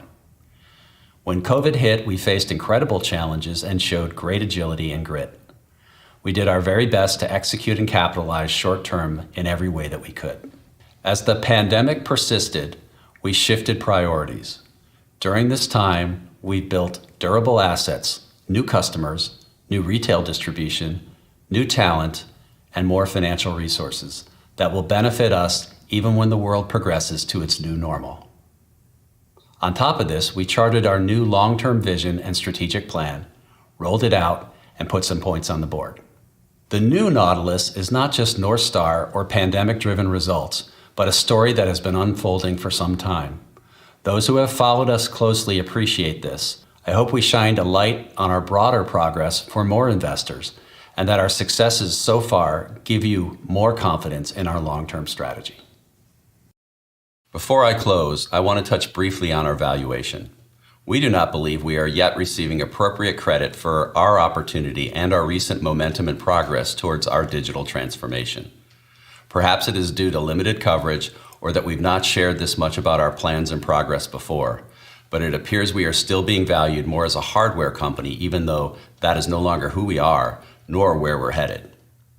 We look forward to continuing to make progress and executing on our vision and strategy, and are confident we will deliver value over time. I'd like to close by recapping our takeaways from earlier. We operate in an attractive, dynamic industry with a profoundly expanded opportunity. Changing consumer habits, technology, and connectedness has provided a way to help consumers in their fitness journey on an ongoing basis. Our company is well positioned with brands, products, distribution, and digital assets to capture growth. We have strong momentum and have produced lasting assets. With North Star, I hope you see that we have the company pointed in the right direction, and early points on the board should give you greater confidence that we can achieve our goals. Finally, as we've said, we feel Nautilus is a good long-term value.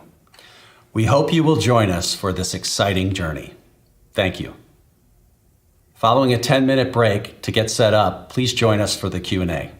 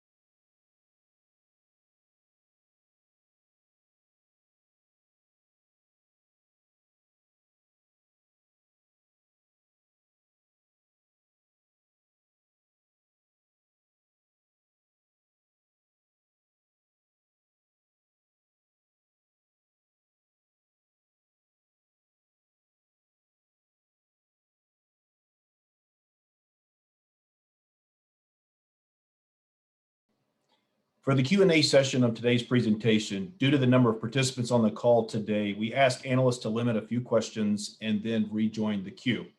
Also, for the analysts on the call today asking questions, please raise your hand in Zoom and we will identify you by name and firm and unmute your line to ask the question. We will now pause just a brief moment to let analysts queue up to ask questions. Thank you.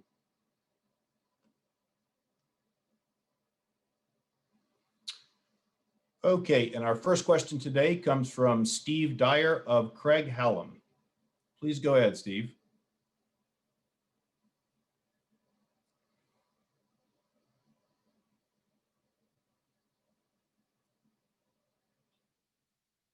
Not allowing me to unmute. Okay, I think you're unmuted now, Steve. Thank you. Got it. Can you hear me now? Yes, we can. Great, thank you. Thanks for all of this, for all the information, etc. Couple questions. You talked about Nautilus and Universal and plans for that later this year. Just two questions as it relates to that. One, is there anything specifically asset-wise to sell there like you did Octane, or would that just be more of a sort of an end-of-lifing of those brands? And then secondly, Nautilus is a big retail-oriented brand. So what would be the solution to serving retail? Would you just move Bowflex brand into retail, or how would you anticipate doing that? Sure. Becky, why don't you start on that one, and I'll pick up anything on top of that. You're on mute. Hi, Steve. This is Becky. We don't usually break out revenue by brand or sales by brand, but it's pretty important here. So Nautilus is just about 5% of our revenue. So even with that, we're looking at what products make sense to move into the Bowflex brand, and then looking at the value of the trademark and who might be interested in that. So we're looking at options. Yeah, and I'll just add that, it's all about focus. And Becky's stat that she just gave you is one we think about. You have a brand of 5%, happens to be the name of the company, so we love it. We license it in commercial settings already. And so, we will be very careful with what we do with that brand, but it's all about focus. Hopefully one of the things you really saw in our strategy today is that we've made some choices, but we're not going to chase everything. We're going to really focus, and our brands are an example of that, where we're really going to focus on Bowflex as our primary brand across modalities, Schwinn as our specialty brand in bikes, because that's what it means, and Journey as our ingredient brand in everything we do. So we were looking for that focus, and this is one of the decisions. In terms of whether it's saleable, Nautilus is the name of the company, so I would say that's unlikely there, but we'll look at all the options.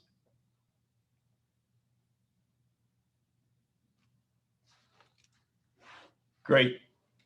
Thank you, Steve. Our next question comes from George Kelly of Roth Capital.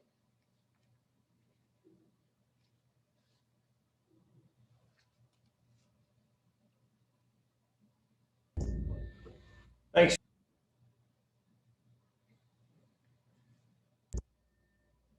John, can you hear me? Yes. We can now, George. Thank you very much. Okay, great. Thanks everyone for taking my questions. So just a couple, maybe to start with on Journey. Jim, you had talked about in your prepared remarks that something like 94% of people just want to be entertained when they're working out. And so my question is that the most popular use of time on your platform, or can you share any statistics just about what are people doing? How are they interacting with Journey when they are working out? Sure. Let me clarify what I said, and then we'll kick it over to Gary, who's watching it every day. What we've seen is people are saying 94% of people are saying that they like to also be entertained. It doesn't mean that that's all they want to do. Some, like I talked about my scenario where I'm being coached, and I have a workout being given to me, but I'm also watching Netflix in the background. That's the same way that people use Explore the World as well. So what we're trying to get across is that entertainment for some of the other platforms out there kind of ends with the class, right? And not everybody thinks that's the right form of entertainment. So we're trying to give different levels of variety while you're also being coached, but we add value through those other ways. And then Gary, why don't you pick up from here? Sure. Yeah. As Jim said, we're still early as far as getting the data in across all the new modalities that we have, whether it's across VeloCore, the Treads, or the Max Trainer. But I would say the initial data that I've seen with the team is there's a surprisingly even spread when you look at instructor-led versus the adaptive streaming, so watching Netflix, Amazon Prime, and so forth, as well as the Explore the World workouts. People seem to vary depending on the day it is. And so it's actually quite a nice spread when you look across those primary ways of working out. And that's what really has made us believe strongly that customers do enjoy that choice of workout with Journey. Okay, great. And then separately, not sure maybe for Jim or Ina, but can you help us at all? And I understand maybe this just isn't the right time to do it. Maybe you want to talk on the upcoming quarter. But can you help us at all with near-term margin expectations? And is the fact that you're going to kind of gradually increase the investments in some of these technology features and things? Should we expect kind of a consistent margin then, where all the incremental is going to flow into these other products, or just any help would be great. Sure. I'll start, and then I think this one we'll kick to Ina. What we were trying to get across today is our vision for the long run. So I know we have to balance that with you've got a job to do, and you've got to forecast our short run as well. And that's really what we wanted to do here, is we wanted to talk about the long term here, and then we'll be able to provide shorter term guidance, i.e. the next year or so when we get together in May. Ina, what would you add to that? Nothing much except to reiterate that, expect some more color about fiscal year 22 when we report our results for this transition period in May. I do want to point out, as you're thinking about our journey to 2026, that we wanted to make sure that we emphasize that we're going to balance short-term and long-term, because we know that we have an obligation short-term, but we don't want to lose sight of what we're doing long-term. And one of the pillars that we have is an optimization pillar. So I just want to, hopefully that helps you kind of reinforce the philosophy that we have. We call it pay as you go as we go through between now and 2026.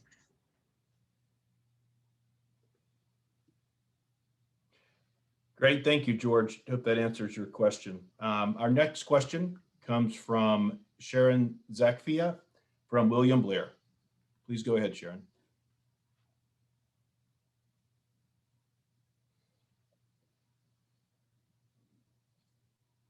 Okay.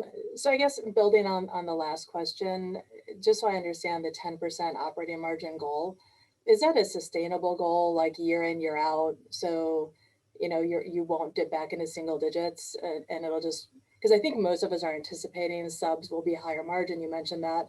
There's obviously a balance with investing in the business. But I think it's important to clarify, are we going back down materially below 10% and then climbing back again? And that's kind of the goal by 2026?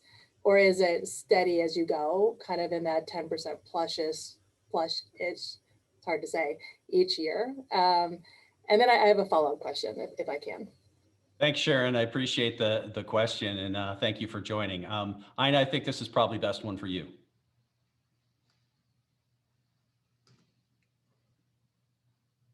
So I want to make sure that, can you hear me okay? Okay. The goal that we set for sustainable 10% is beginning in fiscal year 26. And the reason I say that is because, as you see in our history, we have not been consistent. So what we want to be by fiscal year 26 is consistent and sustainable. And then we're not intentionally talking about the near term because we're in the middle of a pandemic and there's so many uncertain things. So I want to make sure you see where we're going and what we want to do when we get there. And then I'll just highlight again the philosophy that we're going to be approaching it with. Pay as we go, and always balancing short-term and long-term.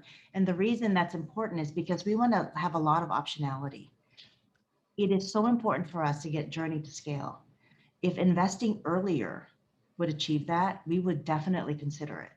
Same thing with acquisitions. If an acquisition would allow us to scale Journey faster, it's very attractive to us. So lots of optionality, many scenarios to get to our fiscal year 26 goals. But when we have executed North Star, that is our objective, to be the kind of company that can sustainably deliver operating margins of at least 10%, starting with 26. Yeah, and I'll just add that, Ina did a good job of trying to normalize 2020 for marketing spend. I mean, and I know your models look at that as well, Sharon. So that's, I think, something important to think about, that, we had artificially high margins this year because we didn't have to advertise and acquire customers, and that normalizes over time. But definitely we're looking at it for the long run, and we're setting up that way. I think the other thing to think about is what we try to get across in the idea of leveraging our ecosystem. So if we had to acquire 2 million new members by cost of acquisition on each and every one, that would be expensive. And you'd go, oh man, what is that going to cost? But what we've seen so far, and what we're planning in the plan, is that a lot of that funding comes from stuff we were already doing, and you just leverage it better than we have. So you see a bit of that as well. Sharon, I know you had another question, so let's go back to you. Thanks for that. I guess the other question is just on the build of the 2 million subs. Can you talk about assumptions for churn there or attach relative to what you've seen? I know it's early days. And then I think the math also suggests a much lower kind of monthly subscription fee. Is there something going on there? Because I think the imputation there's like less than $10 a month. So maybe I'm missing something. Yeah, I mean, Sharon, good question. I mean, what we're trying to signal with all this is that we see a very strong path. It's not just one path, and you've talked about a few of the levers. How many are going to be, the connected fitness devices? How many are going to be BYOD on top of that? And even prices is something we'll think about too. I think Gary hinted a little bit about possible skewing of different SKUs at different price points. But we're trying to get across here is there's multiple ways to get to that number. Some may be price, some might be skewing, some may be the various ways that we can get these subscribers. What we're trying to do is, hey, we start with this idea of we've got tens of thousands, and we want to go to hundreds of thousands at the end of the year and get to 2 million over time. And we don't know the exact path. We're not going to talk about right now the churn rates and things like that, because it just would, for competitive reasons, number one. And the other thing is it's too early to sort of normalize on that. We're very encouraged by what we see so far, but it's not like we want to model this out 5 years based on what we're seeing so far. So we will, as Ina said, give more and more on that over time. Ina, do you want to add anything to that? No, I think you covered it, Jim. Thanks, Sharon.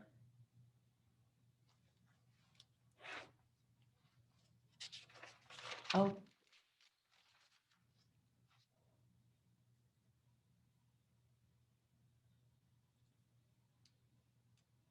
Thank you. Next, we will go to Ed Yuma. Hey, thanks very much. Hey, thanks very much for taking the question. Can you guys hear me? Yes. Now we can hear you. Yes, we can. Hi, Ed. Great. Hey, Hi, how are Ed. you? Hi. Thanks again for taking the questions. I guess first, is it your expectation that you're going to see consumers opt for multiple subscriptions of different competing services? Do you think that it's a kind of a single service and single home? And then I guess just thinking about some of the modalities you guys are showing with your full suite of products, I guess from a cardio perspective, which one do you think is kind of the most innovative and maybe is differentiated from the competitive set? Thanks. Sure. Gary, why don't you start with the Journey question, and we'll go to Chris on the equipment question. Thanks. Great question, Ed. So I think when you look at it today, consumers already have that overwhelming choice that's available. As I went through the slide earlier, depending on if you're looking at fitness apps, if you're looking at wearables, and you look at the subscriptions that come with the equipment, there's a huge amount of choice. So our goal with Journey is to make sure that we can provide a platform that'll go across all the modalities that customers love at an affordable value, so that, again, they can build up their gym with a variety of different cardios, all of those strength equipment. I think that as you start to look at all these different environments, the other key is that we play nicely with things like the health repositories and fitness repositories. So you're thinking about an Apple repository to store your information. Journey works with those particular products. So for us, it's going to be a key of making sure that we do both a great job of building out our fitness as a service platform in Journey, and then also playing well with a lot of the popular apps and wearables that are out there today. So I'll only add that, as we said a couple times in the presentation, it's early innings of what we call fitness as a service. There are some subscriptions out there, but there's no winner take all in this particular space, and especially when coupled with hardware. I mean, that's what we think kind of the winning experience is hardware, software, and content all wrapped up together in what we call a great experience, and that's what we're really trying to give people. So it's early, but we've got some good differentiation. We're beginning to get some scale. But I'll just finish with scale. Scale will be important. You won't want a separate app for, you won't want 5 or 6 apps, and probably any more than you have 5 or 6 streaming services. So that's why it's so important to get scale. And that's why we're so delighted to have this time today to talk about how we'll get there. We think there's a really good path there to have millions, to help, help millions of customers with their journey. And that's going to be important. You've even seen things like, off equipment workouts being added to Journey, which is relatively new for us. But what we studied during the pandemic is people wanted those things. So if you're going to work out most days on your VeloCore, but some days you want to do yoga, or you want to do kickboxing or something like that, we've added content for that as well, because there's no reason for you to go to another app if you want that occasionally. Variety is super important. And what we really do like is the fact that we've already customized Journey for the 3 main cardio modalities. That's a lot of work. It's not the same on each one. A bike is different than a tread, and is different than a Max Trainer. So we've done that really hard work. We've already done that investment. And so I think that's kind of a nice bridge into you, Chris, to talk about the equipment.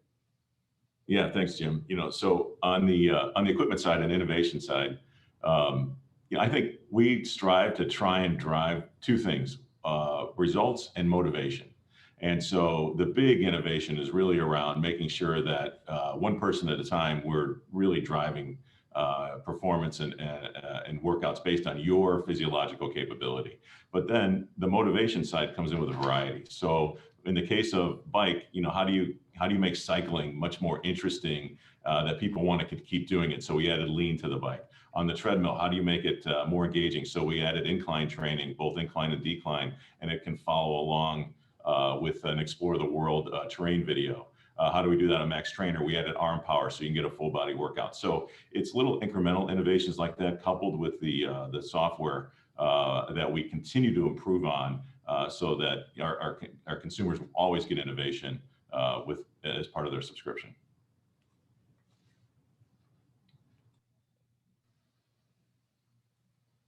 Great. Thank you very much, Ed. Our next question comes from Mike Schwartz of Truist. Please go ahead, Mike. Hey, can you guys hear me?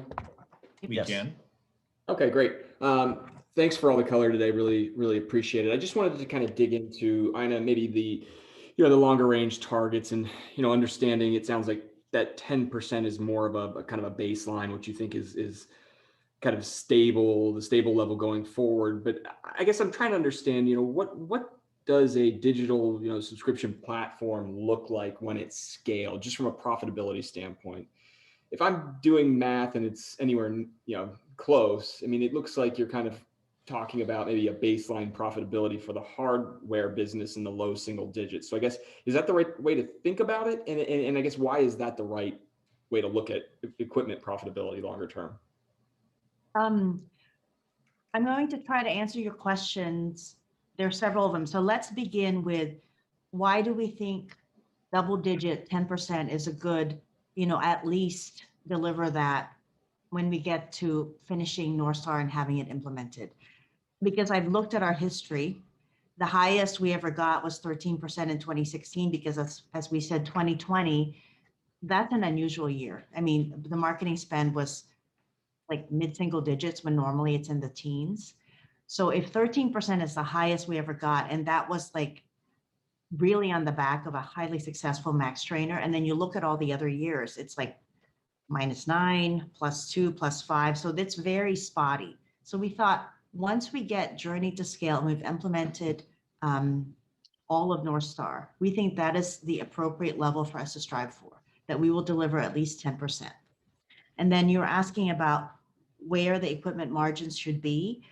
If you are only equipment in this new connected fitness world, there's a lot of pressure.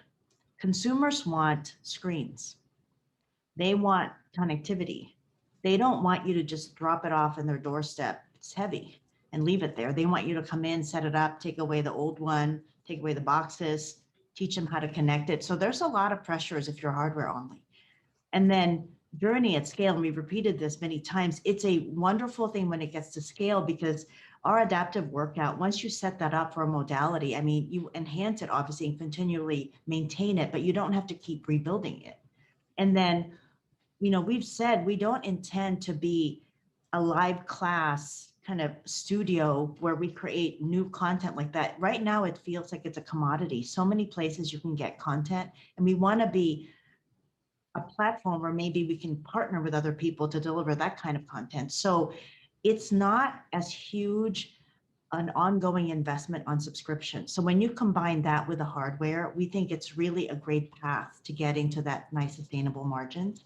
And most importantly, when you remove our over-reliance on what we call hero product, and you really take full advantage of having recurring subscription revenue, an omni-channel experience where we have thousands of doors of retailers that show our products to our consumers, and then an enhanced DTC, it's really a nice kind of combination of ingredients to create that sustainable annual operating margin of at least 10%.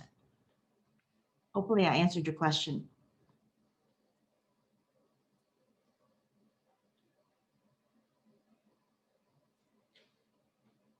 Oh, Mike, do you have a follow-up question? There?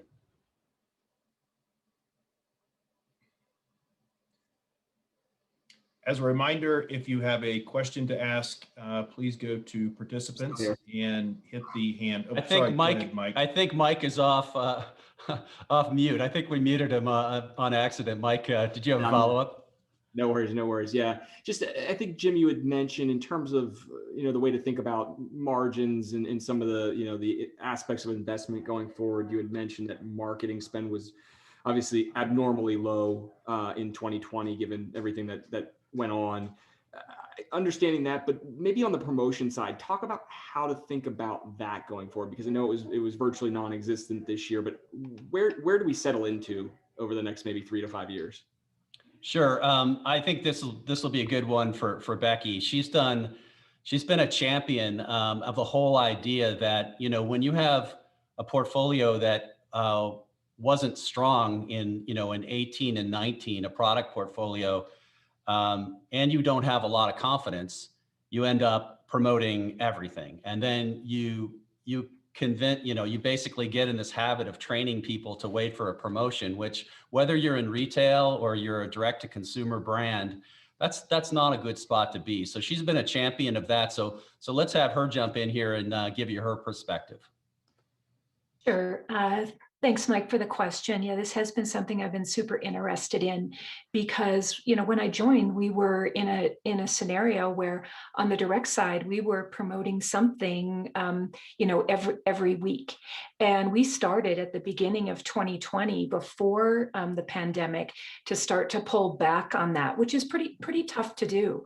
But we started slow and we started to pull back, and we started to see that our business didn't fall apart. So then we went, once COVID hit, we were actually able, and I think we've said this on a couple of earnings calls, to sell everything we had. So we really were able to sort of right size the role of promotion in the portfolio. And then we probably didn't even have to promote for Black Friday. But for us, we felt like there are a lot of value seekers out there that we could actually increase our revenue even more if we did that. So we put a promotion in place for Black Friday and Cyber Monday, and we saw really healthy gains. So overall, now what we're going to do is we're actually looking going forward to use promotion in the role that it's really meant to play, to drive excitement and to drive incremental sales as opposed to dilute margin. And so I would say it's going to be used sporadically over the year when we have something to promote and something exciting for consumers. Thank you, Becky. And let me just add a couple of points. So one of the things you notice is promotion often gets hidden on the P&L. So, whereas you can see what you spent on advertising, there's sort of this hidden cost of promotion. When you keep discounting your products, you just see what you sold the product at, and you don't see promotions as much. When we sort of tore the P&L apart, we saw a lot of that. And so that really said, hey, look, we can go after that. And advertising and promotion should go together, and you should look at those two things together as a spend. It's not a revelation for a lot of marketers, but it was sort of new around here. So I think that's one thing. The second thing is, I mentioned before, I just want to emphasize, is the strong portfolio makes a difference. When you have a weak hand, you start playing that weak hand, and pretty soon you get down to all I can do is sell my stuff for less. And we had gotten into that. That was definitely one of the things that had gone on. Now, when I look at the portfolio, and especially the 8 new products that we brought to market this year, when, by the way, we didn't have to. Some people said, hey, you could just ride the wave of COVID and sell everything that you have. But we were behind on connected fitness. We felt very strongly about getting those out. So we feel like we have a strong portfolio, which means you'll have to promote less. Then I think there's confidence in that too. So if you have a strong hand and you have confidence in that hand, and you have confidence in your brands, you say, look, if just discounting price is not what I want to do. And then occasionally when you do it, like a couple times over the last 6 months, we've done 50 off the C6, about $1,000 bike. And, we used to get like no response to 50 off. But once you've weaned consumers off, our stuff's always on sale, or always on sale on a holiday, then when you actually get a good value like that, people just really jump on it. So that's a big part of it. So thank you for asking the question about promotions. It's a good one. Great, thank you, Mike. Our next question comes from Mark Smith of Lake Street. Please go ahead, Mark. Hi, guys.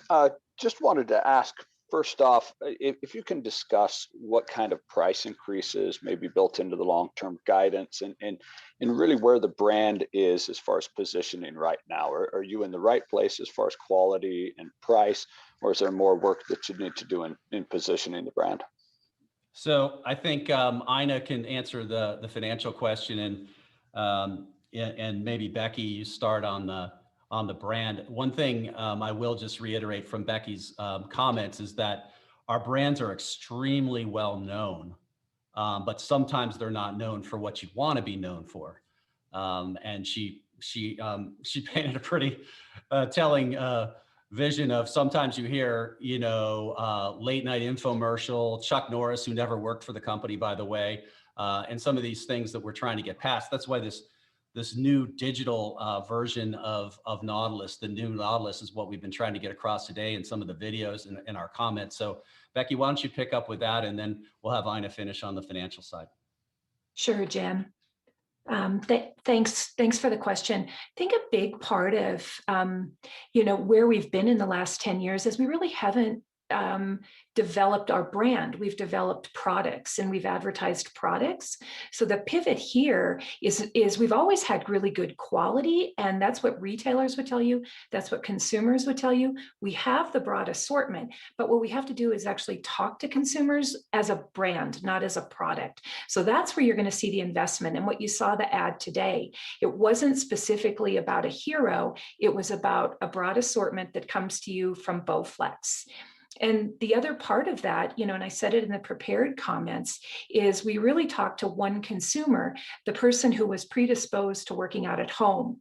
With the, really with the increase of looking at gym goers and the cohort that we call enthusiastic cross trainers, that we believe this is some of the new consumers who've come to us already during the pandemic. So yes, we still absolutely have more work to do, but we've started and we know where we're going in terms of who's the target and what is the message. And now we just have to be consistent with it. And then I'll pick it up on your question about average prices. So one of the things that I did not necessarily model into the scenarios is that like an across the board price increase, but we did say that we are moving away from value and concentrating on mid-tier and premium. So if you were to do like modeling on an average selling price by unit, it's going to be slightly higher than it was before because we remove value. And then the other thing that Becky talked about is we have now these category managers where they're going to be looking at those specific categories and looking at what's available in the market. Maybe a price increase will be part of that analysis and the resulting conclusion, or it might be that we might need to lower it. But what's nice about it is we're going to have people whose entire role is understanding what do the consumers want, how should we compete in this specific category, and what's the best way for Nautilus to win. So hopefully I answered your question, Mark. Mark, did you have a follow-up? Yeah, one quick follow-up, and thank you, that was helpful, but one last follow-up, which is just what role can acquisitions play in this long-term plan? Whether it's acquiring content, other equipment manufacturers, capacity, whatever it may be, what role can that play, and could that accelerate, this 2026 kind of plan? No, it's a great question. Look, we wanted to see that we had a path organically, or mostly organically, to what our goals are in 2026. But we also did highlight in a couple of spots, hopefully we did it well, that partnerships and potentially M&A are an important aspect of it. We want to get to this spot, and if we can get there faster through some kind of M&A, we'll do it. We gave some examples of, hey, we could license content in commercial settings. We could go and acquire some technologies or even some technologists as we continue on our path from being a mechanical engineering company to a mechanical plus digital engineering company. So whether it's an ingredient or it's a way to get members faster, we're going to be looking at all of that. And we've spent quite a bit of time, and we had, nothing to announce, but we've had a number of discussions with a variety of different companies, and that will continue, continuously for the next 5 years, because we believe, look, we have this exciting opportunity. We can do a certain amount of it ourselves, but together we may go farther with others, and we'll continue to look at that as well. Thanks. Great. Thank you very much, Mark. Our next question comes from Jonathan French of Timolo Management. Please go ahead, Jonathan. Hi there. Just on your target of 250,000 Journey subscribers in 2022, can you confirm that is by March 31st, 2022, the new fiscal year end? And then Ina, you just briefly discussed the growth in other countries. I was wondering if you could also maybe go into a bit more depth on the international opportunities that you see. Thanks. So I'll just answer the first one because I know the answer to it. Yes, that's what we wanted to say. I mean, what you'll see this year is we'll go from tens of thousands of users because we had exactly one product that carried Journey for the last several years to now we have all these new cardio products, and we've gotten this this really nice beginning of a hockey stick here that we're very excited about. But we're saying we're going to get from those tens of thousands to what we believe is about 250,000 at the end of this next fiscal year, which will be March 31st of 22. So Ina, over to you. So what we were saying about international, it's a smaller part of our company, but it's growing nicely. And the things we're seeing in the US and Canada are also happening around the world.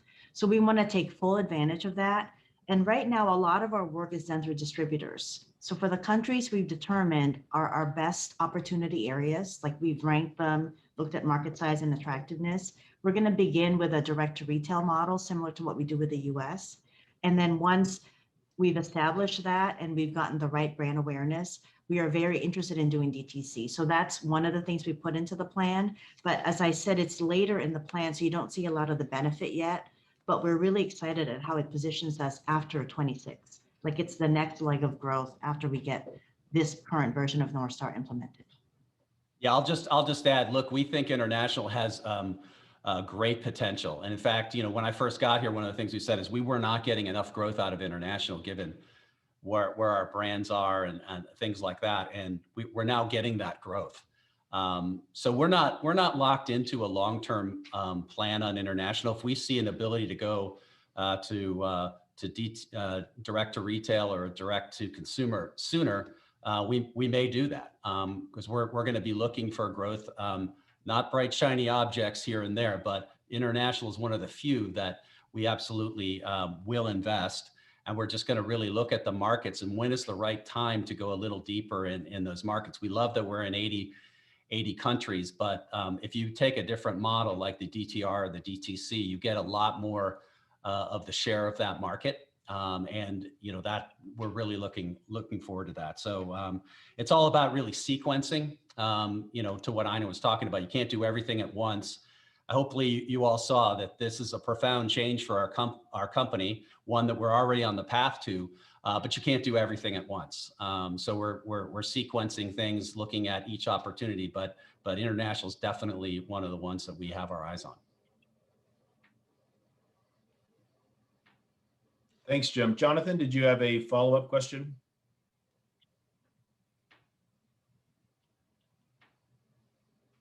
No, thank you. That's it. Thanks. Thanks, Jonathan. Appreciate the question. Jim, at this time, we have no more questions, so I will turn it over to you for your closing remarks. Great. Well, hopefully we effectively introduced the new Nautilus and our progress so far, our long-term direction and our ambitions.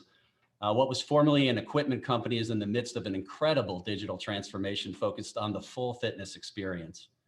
Our team and I could not be more excited about the opportunity to have an ongoing role in such an important aspect of our consumers' lives. So I want to thank you all for joining us today. We hope many of you choose to be part of our exciting journey. I also want to thank our leaders, our employees, and our partners for their incredible efforts, execution, and momentum. On behalf of all of us here at Nautilus, thank you. Have a great rest of your day. Onwards and upwards. Thanks. Mm-hmm.